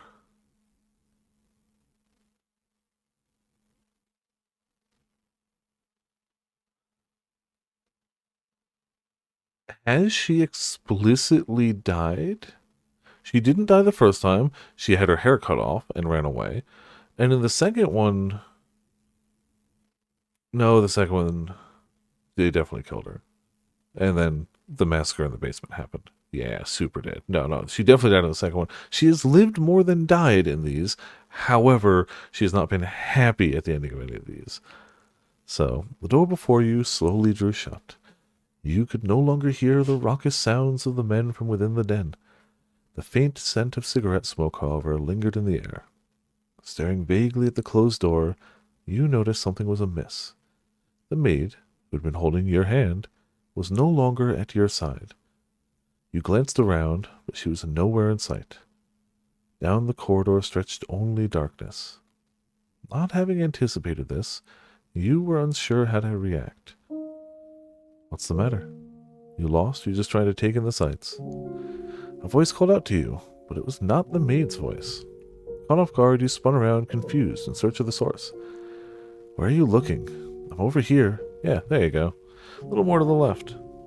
Following the voice's instructions, you found yourself facing a wall. You look like you've just seen a ghost. Hey now, come on, don't turn away. Yep, you got it. I'm the one talking to you. The voice was coming from within the painting. When you had passed by this wall on your way to the third door, a magnificent landscape painting had been hanging there. But now the canvas was a deep shade of black, as if it had been dipped into a vat of ink. Been a while since I've talked to anyone. So tell me, you can hear me all right, can't you? Splendid. Been so long since I've had a conversation. I was afraid I might have forgotten how to talk. So tell me, who may you be? You don't know. Well, isn't that quite the pickle? And how about we have a little chat, eh? You get yourself turned around and aren't sure where to go, yeah? Well, I'll be happy to tell you anything I can. Just ask away. The painting sounded rather high-spirited. Perhaps he was simply excited to have the opportunity to speak with someone. So, you decided you would ask the painting a few questions.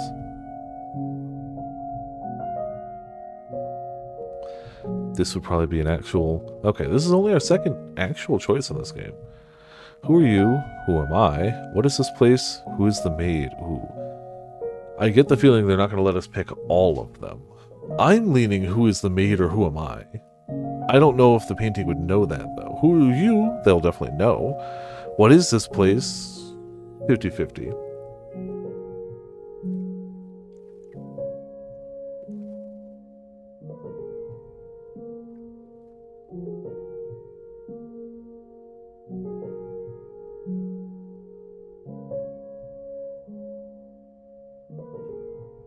Sure, why the hell not?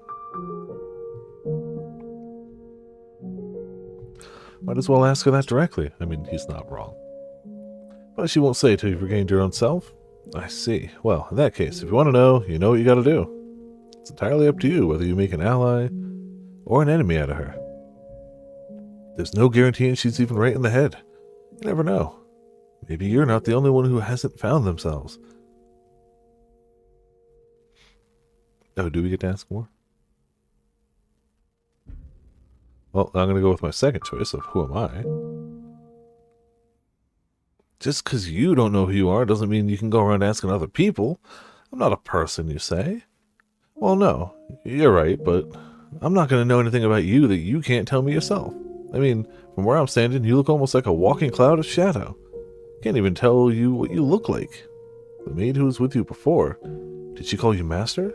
I see, but the question is, which era's master are you? How many doors have you been through? 3 doors, eh? And of those, did any of them bring anything back? Ah, well, it's not an easy thing recovering yourself. Or maybe you weren't behind any of those 3 doors. Yeah, that's gotta be it. That was your first time witnessing those tragedies. Yours is another door. So tell me, how did you feel looking behind those doors? Was it frightening, saddening, heart-wrenching? Well, let me tell you something. You were able to bear them because they weren't your tragedies. If the next door you open is yours, Will you be able to bear it? Will you be able to accept your own tragedy? It's one thing seeing others' sufferings, but your own? If you have to face emotions you wanted to keep buried, secrets you wanted to keep hidden away, and pain you wanted to forget, do you think you'll be able to accept them as your own? If you can't, I wouldn't blame you. I wouldn't accuse you of running if you chose not to reclaim your old self. Nothing wrong with erasing your memory of something if it was so bad you didn't want to face it in the first place. Let it be rewritten as someone else's story. That'll make it a whole lot easier on you. Because you never know. The most unfortunate tale of all may well be your own. Or perhaps that goes for everything about you. You won't know till you see it? Well, that's true enough. But once you do, there might not be any turning back. Or do you mean to reclaim your old self no matter the cost? If you do, if you're sincerely prepared to do that, excuse me, then be wary of the tale that comes next. Any tragedy that seems too beautiful to be real is precisely that, a fabrication. If it turns out you're someone from behind the next door, then perhaps you're my...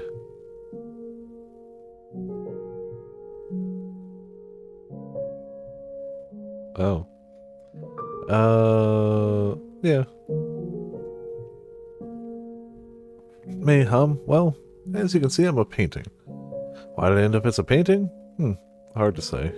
Maybe I was reborn as a painting because I used to really like art. Though there are things I painted that I wish I hadn't. Maybe that regret's what turned me into this. Hopefully I get the chance to apologize to him about that. Anywho, no point getting into any more detail than that. Wouldn't mean anything to you, so enough about me. Alright, you don't know anything about yourself. Shame that. Alright then, a favor for you, since you can't tell me about yourself. If you run into him, could you tell him I really regret what I did?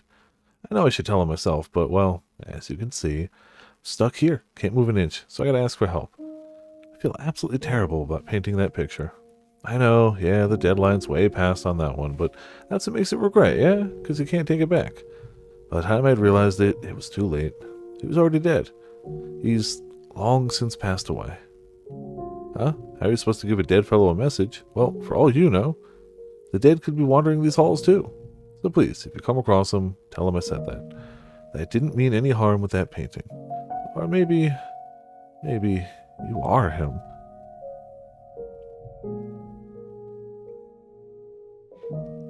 Dad from door one, maybe? Maybe. It's not the vibe I'm getting. Because he implied that the next door we go through will have something to do with him. Yeah. I mean, that's fair.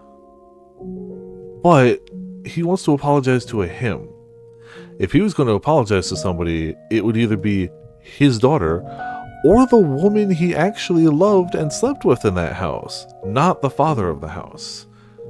So that, and it's his implication that if we are the master of the house in the next door, then we would be ... in a relation to him. So I feel like it's somebody we haven't met yet. But who knows? It definitely could be the dad of the first one, who we also didn't meet, to be fair. We did not meet him. So that's also true. We have not met any other painters yet. What is this place?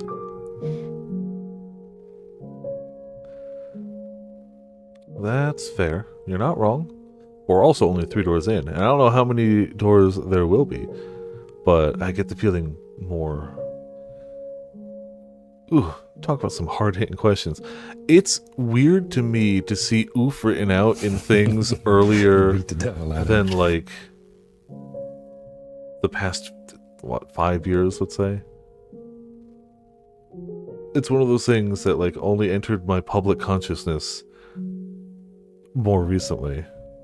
But, I mean, it's still a great onomatopoeia. Talking about some hard-hitting questions. I'm probably not the one who'll be able to answer that for you. I don't have a very deep connection with this mansion, you see. I swear it, I got nothing to gain from lying, do I? It's my regrets that have turned me into this. I wasn't summoned here by no one. That said, there is one thing I can tell you. This place summons people. People who have ties to something that happened long, long ago. No one knows anything ever happened, didn't know either, till she told me. Though I haven't the foggiest how much of it's true or not. Are you here because you were summoned by her?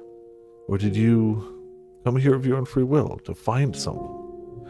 If you came here of your own volition and you weren't summoned by her, then mayhap you'll be the one who can break...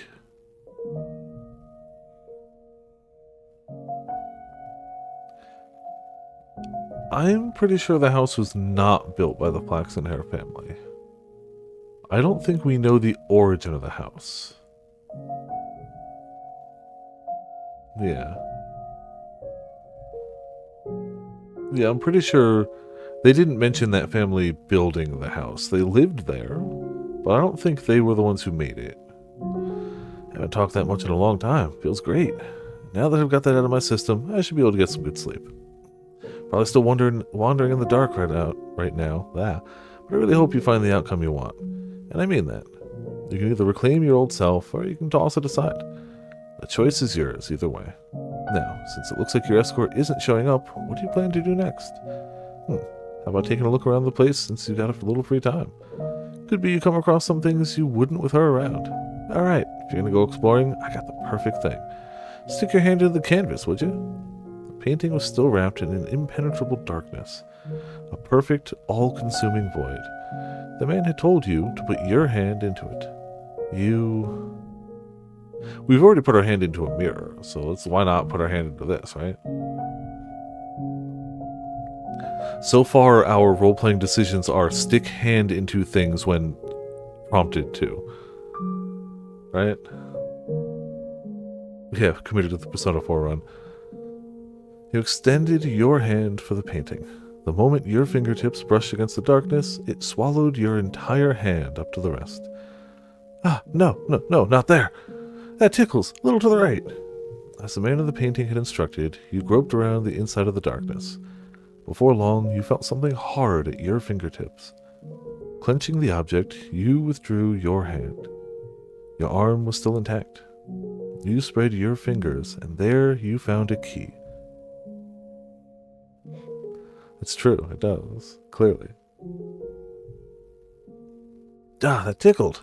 That key you can access the master bedroom. A while back, she tossed it into me. Damned litterbug.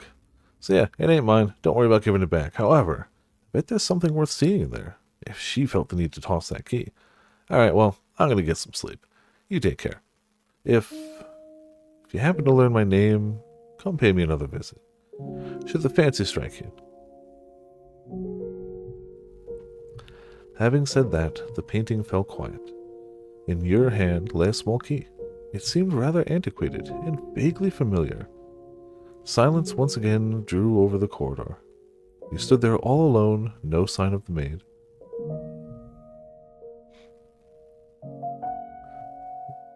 After considering it for a few moments, you decided to explore the mansion on your own.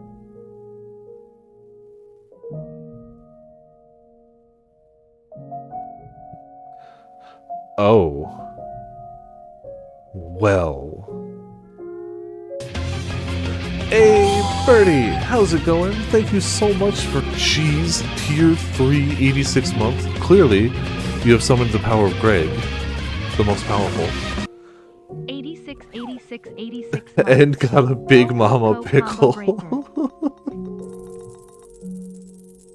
I do plan on adding more fish to the bot, more things to the bot. It looks like the votes were, when I started at least, swinging towards non-fish related things. I think pots was the only one. Not to say I won't put any fish in there, but I wanted to know whether I should lean more into the theming or lean further away from the theming into more stupid, crazy stuff. And let's be honest, stupid, crazy is always the more fun, but I'll add some actual fish, don't worry.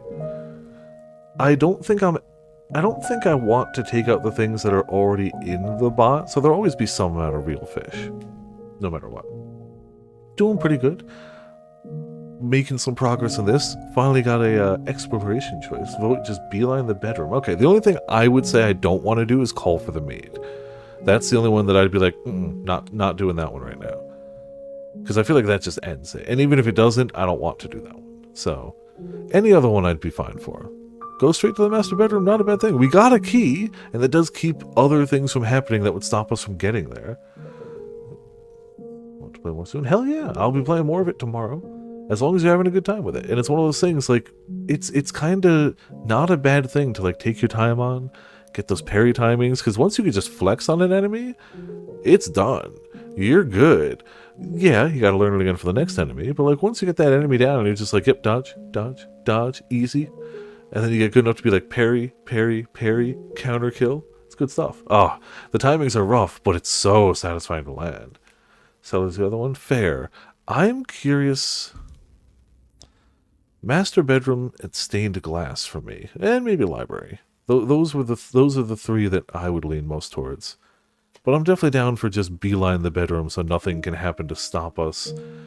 Yeah, that'll happen. The plus side is the game autosaves a lot and they give you a lot of save points. So even if you die a ton, you're very rarely set back more than like a minute's walk at most, which is nice. Which is very nice. Excuse me. Which is also useful, because like if I got set back 20 minutes every time I died in that game, I'd have a bad time. But you don't, so. I am not amazing at it. I'm competent. I will accept competency. But that's just it. Did I see the patch? All I know is they took one ability that was very overpowered and nerfed it, but that's the extent of my knowledge of it. Which is fine. If I was using that ability, then it's been brought in line, and if I wasn't using that ability, then it doesn't affect me in the least. But that's all I know about that. My phone stuff. Yeah, so, cool. Alright, I'm going to commit to the master bedroom. Let's see how it goes. But obviously, I hope you continue enjoying the hell out of it. It's a damn fun game. I'm looking forward to playing more. I can't wait to play more. Depending on what the platinum entails, I might platinum it. The platinum rate is high enough that it makes me think it's not impossible. I think the platinum rate is... the number here in a PSN profile will always be a bit different. Hold on, let me just see. It should be right at the top of my list anyway. It's like the last game I got a trophy for. No, it's not, but it currently has a 13% platinum rate, but that's low for things I normally get, but I feel like it's just because there are still a lot of people playing it. I think it's because the number of people who own the game is crazy high, but are still playing it. I think the platinum rate's going to probably be higher than that when it's all said and done. So, we'll see. And maybe I won't. Maybe I'll just enjoy it, play it through the one time. I don't know. We'll see. You inserted the key you had been given into the door's keyhole. With a twist, the door opened.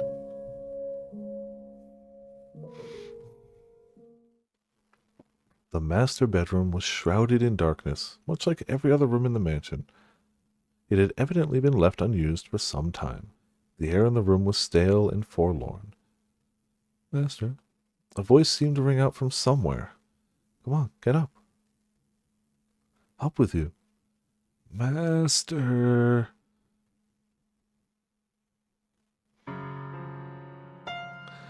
See, what did I tell you? It's so much nicer in here with a little light.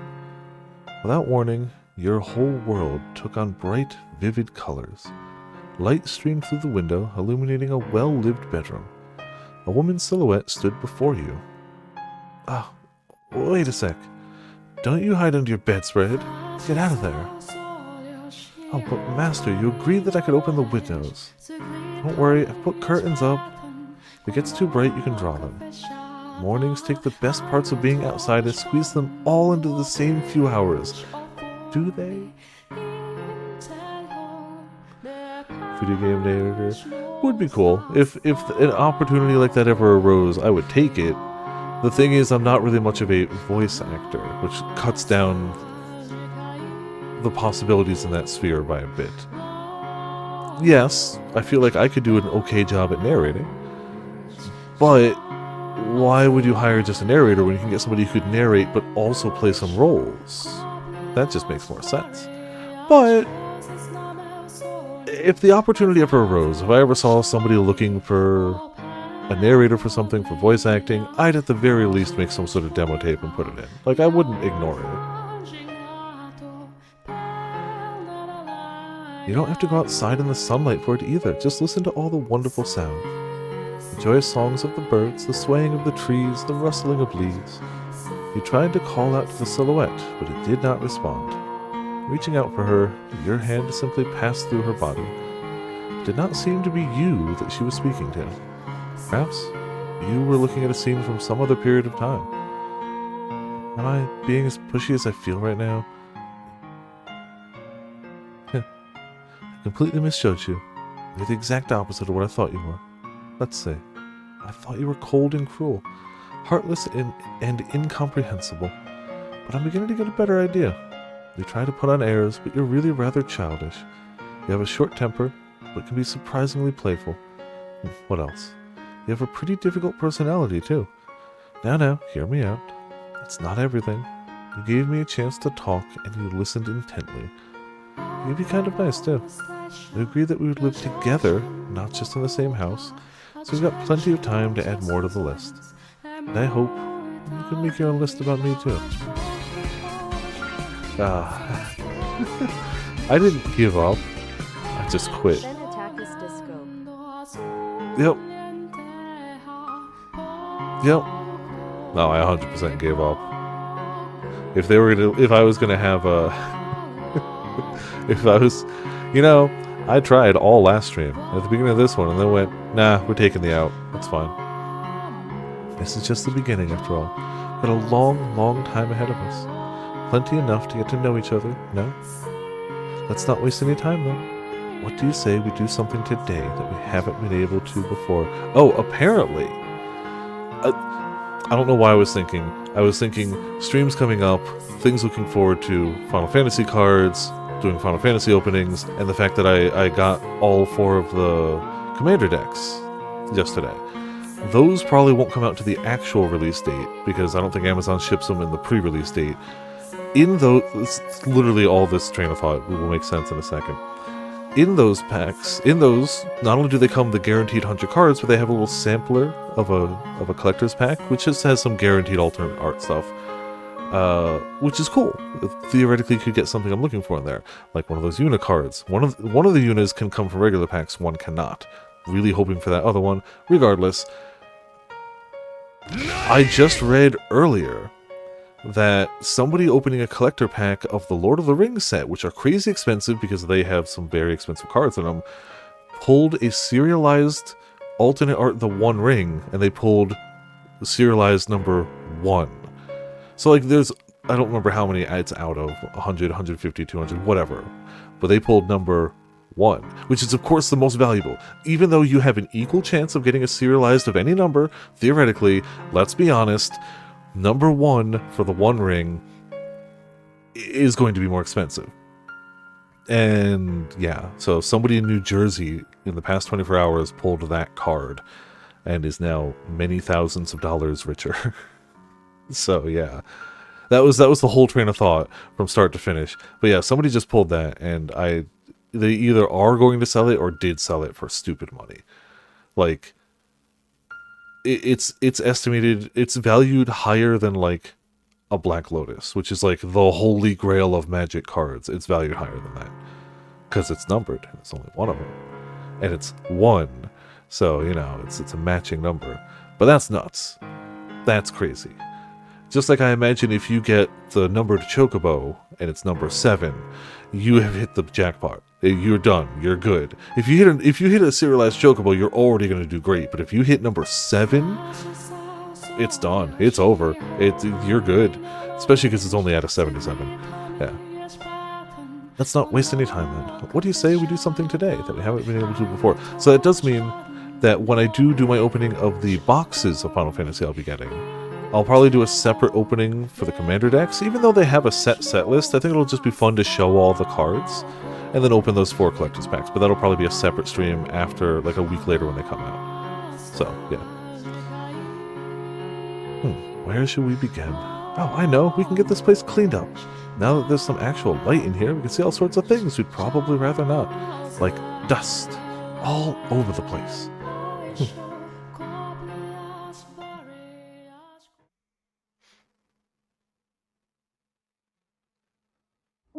When the woman's shadow faded away, the master's bedroom transformed back into its old dreary state. Got the FF6. Yeah, the FF6 one was the only one I didn't need per se, but if I was already getting the other 3, it's like, why not have the whole set. It would also have been more expensive to buy 3 separately than it was to just to buy the 4 as the box. So why not buy the box? And one day I will play through 6, and then I'll be like, damn, I'm glad I have this deck. So it's a win all around. Cards coming in yet? No, but I don't know. I haven't looked for a further shipping thing. As soon as they do, I will make sure to message you. I don't know if the website actually has tracking or not. I got the confirmation that it went through, but I haven't actually checked to see... where would it be under orders? It says it is shipped. It doesn't have any estimation for... Ordered Sunday, May 4th, shipped Wednesday, May 7th. That is the last update on the site. So, yeah. It is shipped, and I will absolutely let you know when it comes in. But it is confirmed, order went through, shipping has happened. It'll just take till whenever to get here. I think those are actually coming from Japan, so it may take a short while, which is okay. I'm not in a rush, but you will be the first to know after I know. For sure. Not the FF6. Yeah, I rather Ticket Chrono. Fair. Tickets for ramen. Yeah, ramen is spirit bombing some tickets. I really want to play the earlier Final Fantasy games. I just don't know when. And the thing is, I already own them all on PSP, or on my Vita. My PSP battery kind of borked. But I have them on my Vita, and I do have PSTV, so I can stream them if I decide to. But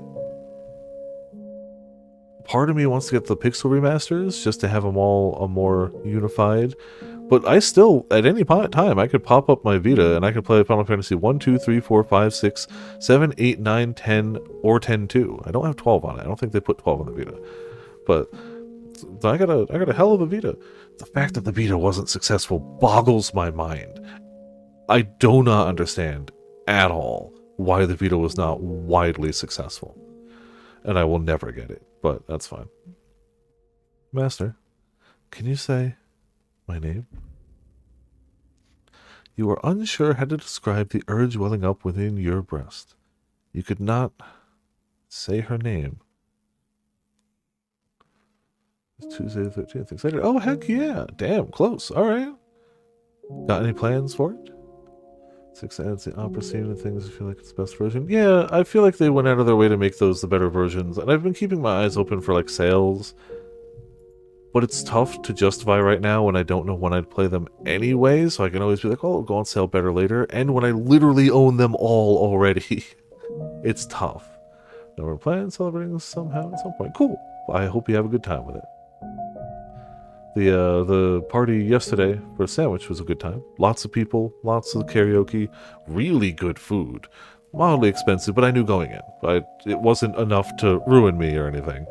Just more than I would normally pay for a plate of pasta. But it was admittedly really good pasta. It was simple. I had my choice between the two I was looking at was like penne al vodka, which is hard to go wrong with. Like it's a good standard. Or they had like cracked pepper pasta, and I asked the guy, I was like, which do you prefer of the two? Like, I was going to order one anyway. He's like, go for the cracked pepper, which is actually the less expensive one, but he's like, if you haven't tried it, try that one. We make the pasta in-house. It was really good. It was like really long, thin noodles with a nice like cream sauce with just really good cracked pepper and a breaded chicken cutlet. Really good times. 2 sets of 2 computer speakers, a headphone splitter, and a headphone adapter for iPads. So surround stereo sound now. Hell yeah. I haven't had surround sound in a while, but when I had it, it was so good. Oh, it was so good.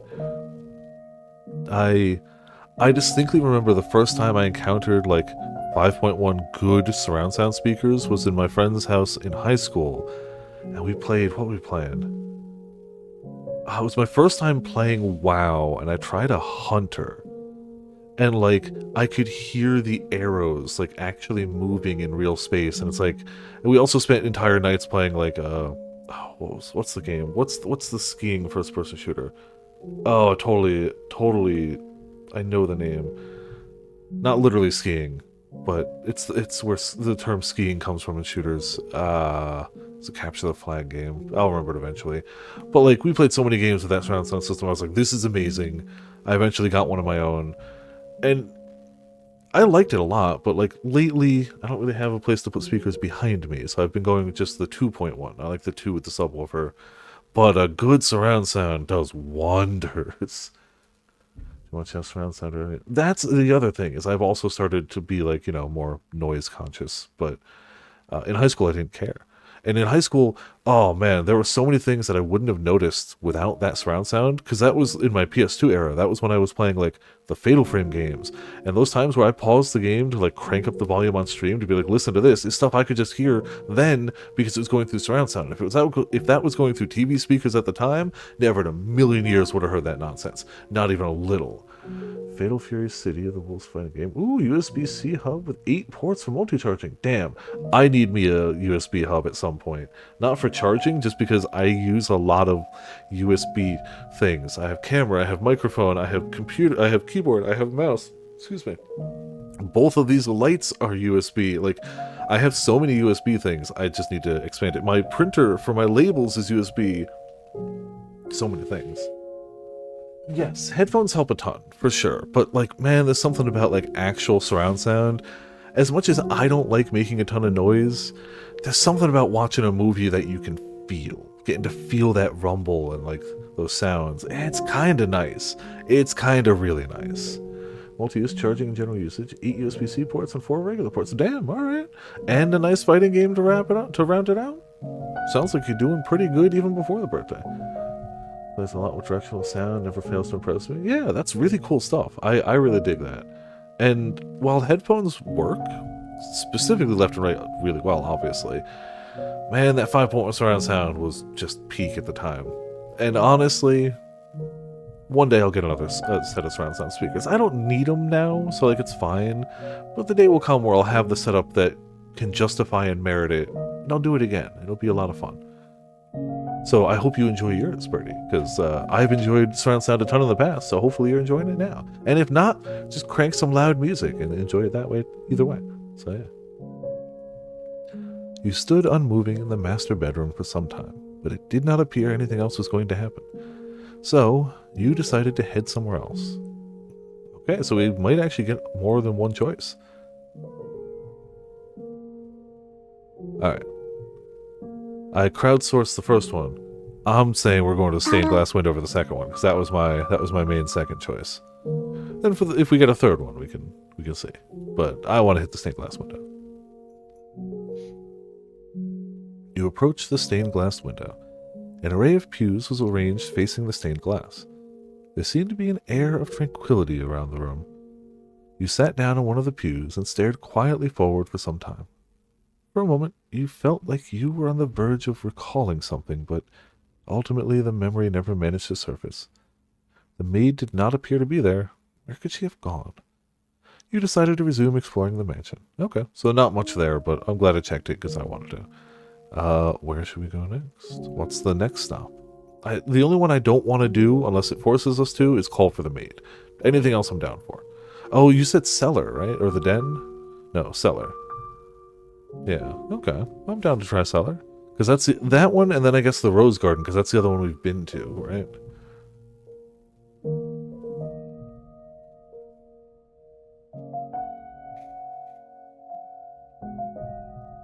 When you descended into the cellar, you heard beast-like snarling.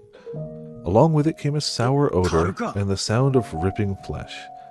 You could not see the beast, but that did not make it any less unpleasant. You made to retreat from the cellar. But before you could, a shadowy creature lunged at you. You reflexively squeezed your eyes shut. After several moments, you opened your eyes again to find a silhouette of a man standing in place of the beast. You and the shadow stared at one another for some time.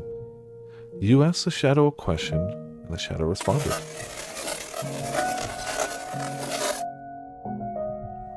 That was the sound, thank you. However, you had no idea what it said. The shadow seemed to be trying to communicate something to you, but trying to make sense of something you could not understand was pointless.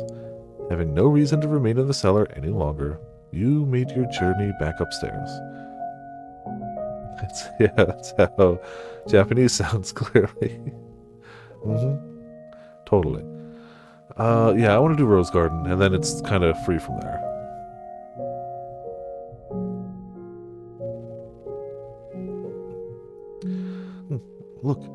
Look, your head is covered in roses. Oh, you got petals on the book. This isn't mine, I can't afford to. Though you could hear the sound of children laughing, you could not see them. Regardless, their cheerful voices warmed your heart. You decided to linger here in the garden for some time. Along with the children's laughs wafted a sweet fragrance. The wind blew, whisking flower petals up into the air. It was an enchanting sight. But after a while, the roses began to wilt. You could no longer hear the children's voices either. A young man stood alone in the weathered rose garden. As you drew near, you called out to the youth. The young man did not appear to notice you. He merely stood there, staring vacantly across the garden. The youth muttered something in a lifeless voice. This isn't what I wanted. I just wanted a normal, peaceful life. Can't bear being alone. Can't take this. Someone get me out of here. Oh God, tell me, it's not all my fault. You tried to call out to the young man several times, but he did not seem to hear you. He simply continued muttering to himself. Before long, the youth's shadow faded into nothing. Unable to bear the chilly air any longer, you stepped back into the mansion.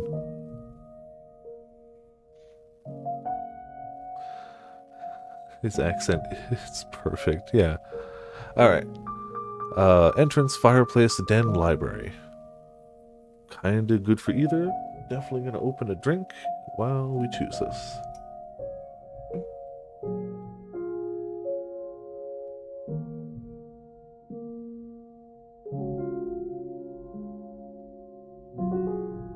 I mean, I guess technically it's either previews or we're spoiling ourselves because we're not just calling straight for the maid, but you know.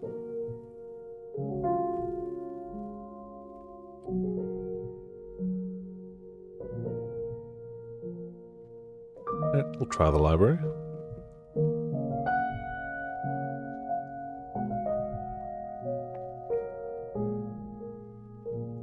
The smell of dusty books fills the air of the library.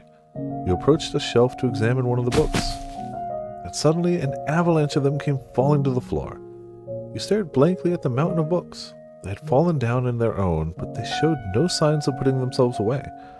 Since no one else was there to do it, you began placing the books back on the shelf. 1, 2, 3, a dozen, and as soon as you had gotten them all back up, they came crashing back down again. You wished very much to implore the maid's assistance, but she did not appear to be in the area. Pretending you had not seen anything, you made your way back into the hallway. Damn, troll books. Nobody expects that. Let's go to the fireplace.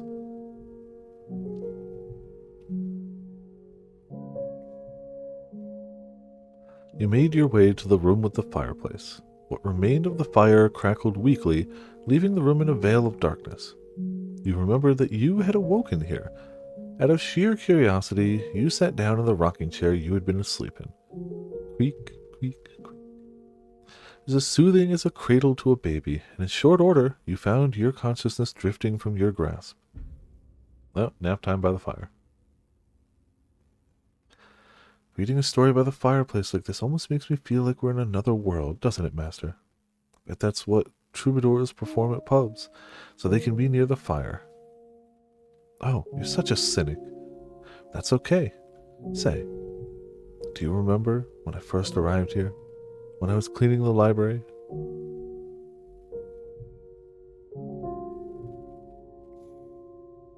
Your eyes slowly slid open. Fragments of a pleasant dream lingered in the back of your mind. The crackling of a fire, the taste of warm wine. However, there was nothing pleasant about the fireplace sitting before you. No warm, crackling flames. In fact, the brisk air of the room overpowered the remnants of the embers left there. A chill ran down your spine. Afraid you might freeze stiff if you stayed there much longer, you resumed your exploration of the mansion. Yeah, no, this is no battles visual novel. We do have 100 Line that I'm playing off camera that is visual novel with battles. This is text. Text, pictures, music. Yep, 100%. That's our general set Sunday. No battles, I know. But that's what we've been doing Sundays, generally speaking. There's exceptions, but I mean, Phoenix Wright had courtroom battles, at least. And Paint Yestro. Yeah, like there are visual novels that do. I'm pretty sure this one won't, because we haven't by now, and we're what, 4 streams in? So, the scent of cigarette smoke lingered in the den. However, the room was silent. Not even an echo of the men's chattering remained. Oh, excuse me. Excuse me. Something was moving. Billiards balls. There was no one present to strike the balls. They rolled spontaneously around the table. The paths they traced across the surface were rough and erratic, contrasting that of when the former master had held the cue. The spheres collided awkwardly with one another, not a single one coming close to the pockets. As an experiment, you pulled a ball off the table. In response, the paths of the balls became even clumsier. Having lost one of their targets, they began bouncing aimlessly off the cushioned walls of the table.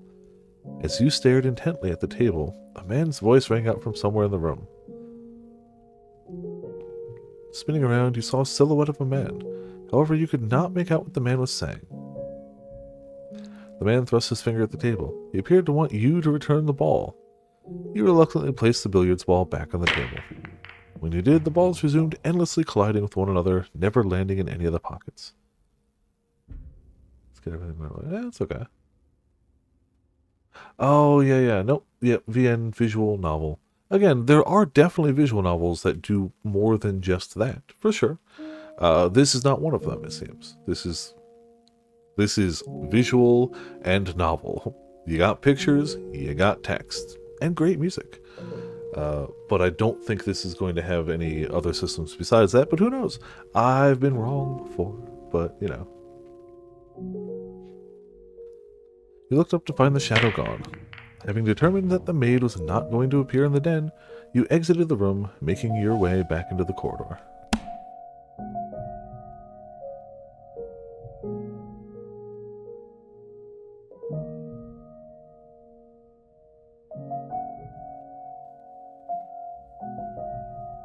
Alright, so we're saving... We saved entrance for last, and then we'll do call the maid. I guess she's just waiting for us to call her. You made your way into the mansion's entrance. There was no one around, nor any source of light. Oh, yeah, the entire Danganronpa 1, 2, 3 OST. Very good. Scrub Debate may be one of the better tracks, honestly. So, like, yeah. V3, damn good music. Groping through the darkness, you found the front door, which was sealed shut with a heavy bar. You pressed against the bar, but it remained firmly in place. The door did not budge either. It seemed you could not leave the mansion. Crucify the impure. When you made to step away from the entrance, you heard a muffled voice. You looked around, but were unable to determine the source of the voice. Nor could you be sure whom you had heard either. Giving up on finding anything at the entrance, you decided to head somewhere else. Well, we just have Maid left, so... Yeah, for sure. Chaos, like, they definitely have some action scenes. But it's still very different from, like, actual... Why can we see the stained glass window again? Actual, like, combat and stuff. Yeah, well, I mean, we're definitely going to check the window again. Like, for sure. That's weird. Maybe it has to be picked last? Or you returned to the room with the stained glass window. You had searched throughout the mansion, but had no luck finding the maid. You felt somewhat tired, though. You were not quite sure whether it was physical exhaustion or otherwise. You had little interest in doing any more moving about. Taking a seat on one of the pews, you gazed up at the stained glass. Staring solemnly down back at you was the archangel said to weigh the souls of the deceased. 500,000 Bellagio? Damn, alright. Only needed 40k. That's how Balatro goes. You either miss it by a mile or pass it by a mile. Perhaps he was trying to weigh your soul.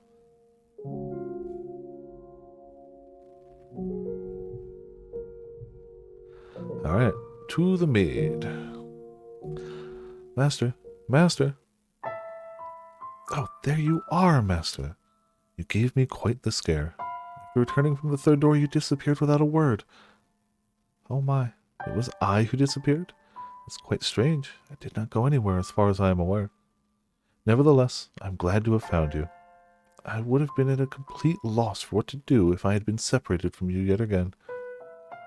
I did indeed say that when you first arrived. I've been waiting for you to return for a very long time. For centuries, as a matter of fact. That would make me a ghost then, you say? I'm very much not a ghost. Would I be able to hold your hand if I were? Saying this, the maid took your hand. It was cold enough to send a shudder down your spine and completely devoid of life. Though, as chilling as it may have been, you still took comfort in the feeling of her hand in yours. The maid looked down at you with gentle eyes. After a few moments of silence, she sat down beside you.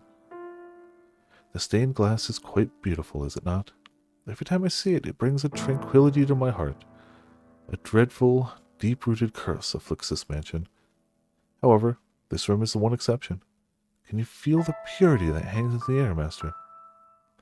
Yes, what is it, master? You are correct. The stained glass window had been shattered and was not present in the time period of the previous tale. I build, oh, whoops. All face cards debuffed for the boss. Whoops. I wonder. Perhaps it is because the mansion we are in presently resides in a realm separate from the real world. We are in a world constructed from myriad memories and histories. I am sure that when you regain your old self, master, the mansion too shall be restored to its original state. So do try and remember, all right? Oh yes. Where did you go in my absence, master? I see. So you explored the mansion then? And did you find anything noteworthy? Memories? I'm not quite sure what you mean. How peculiar. As a servant of this house, I pride myself in being aware of most everything present within these walls. I wonder whose memories they could be. The key to the master bedroom? Why did I throw away the key? I beg your pardon? You say a painting told you. You could see perplexity in the maid's face. You had never seen her make such an expression before. I know nothing of any key. Oh, master, you should not tell jokes meant to cause others discomfort. But a talking painting, you say? You seem to have a rather vivid imagination. Maybe you can tell the next tale, master. I'm only teasing. Now, that was a nice break, but we should get moving. The tale I am about to show you is the last of the mansion's memories. I'm certain you will remember yourself after seeing it. To our feet. The final door is not far. And please, do not let go of my hand. Holding your hand, the maid led you to the far end of the room. I know there's more content than just the base game in this version. But, oh yeah, I'm sure we're basically at credits now. Everything feels like, yeah, we're approaching a finality here, definitely. But I do know there's extra content beyond what was in the original release in this release. Crossing beneath the stained glass window, a metal door came into view. Our destination lies at the top of these stairs. There we will find one last door. She pushed open the middle door, revealing a long, long spiral staircase.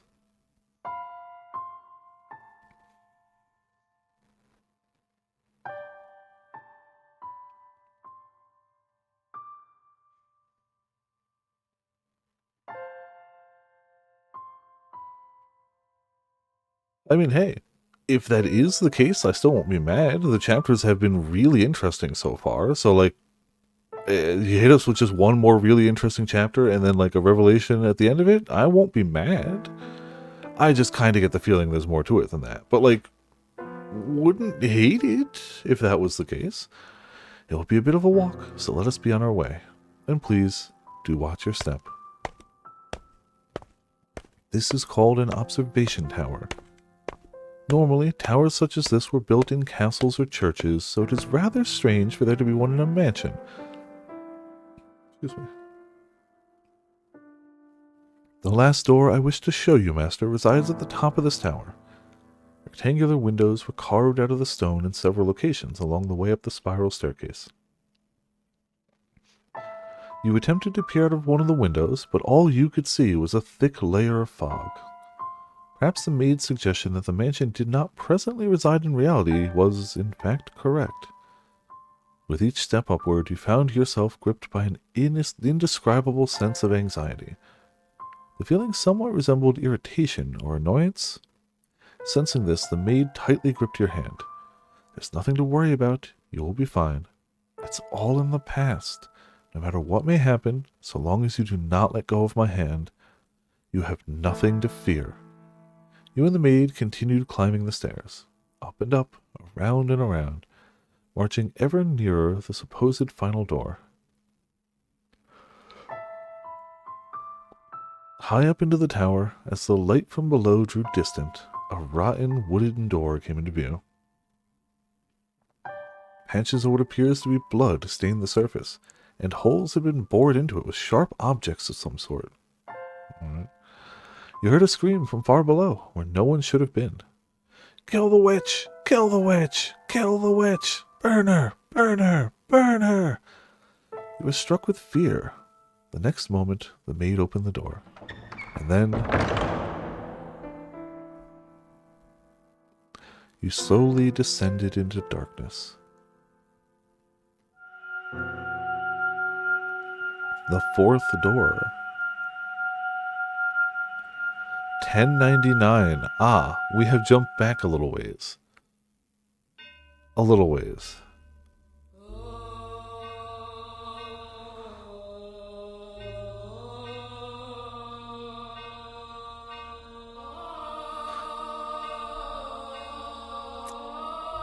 I think the right call is to not strain my voice too much tonight, so I think the right call is to end it here at a super logical ending point, which is honestly further along in the night than I thought it would be.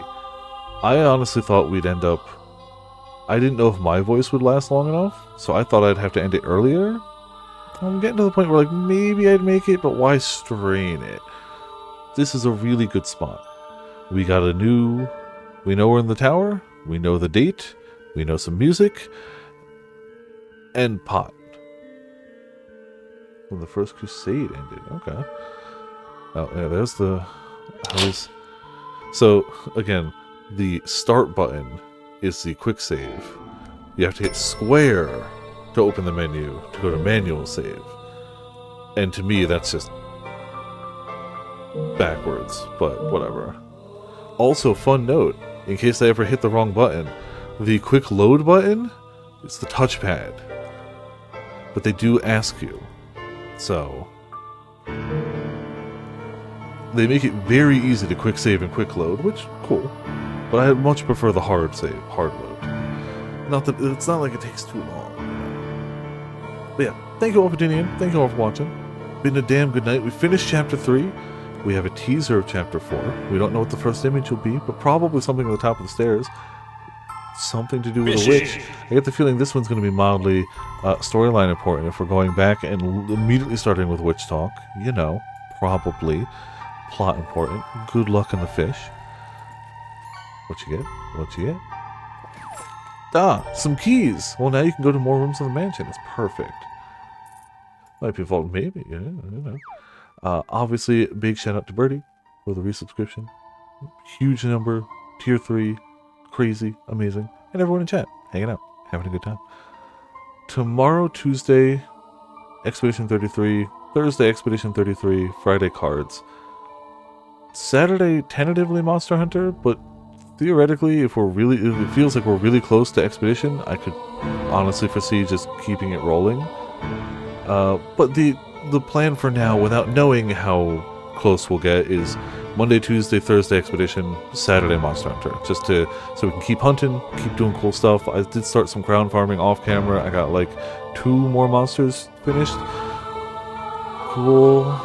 I believe I got both the spiders and Gypsaros done for crowns. It was some progress. It's been a slightly busier work time, so I haven't really had time for it, but progress. The platinum will happen. I'm not in a hurry.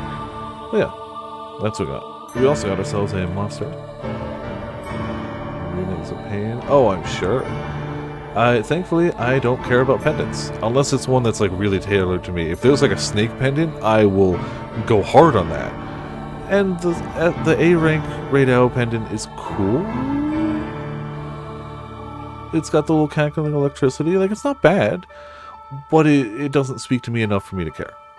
So, got ourselves a monster. Got a quote. A Discord.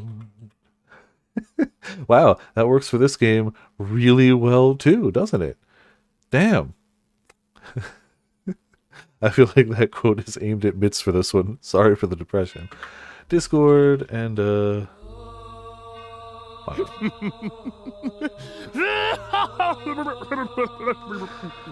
thank you all for tuning in. Thank you all for watching. Gonna grab something to eat, relax, get rest for work.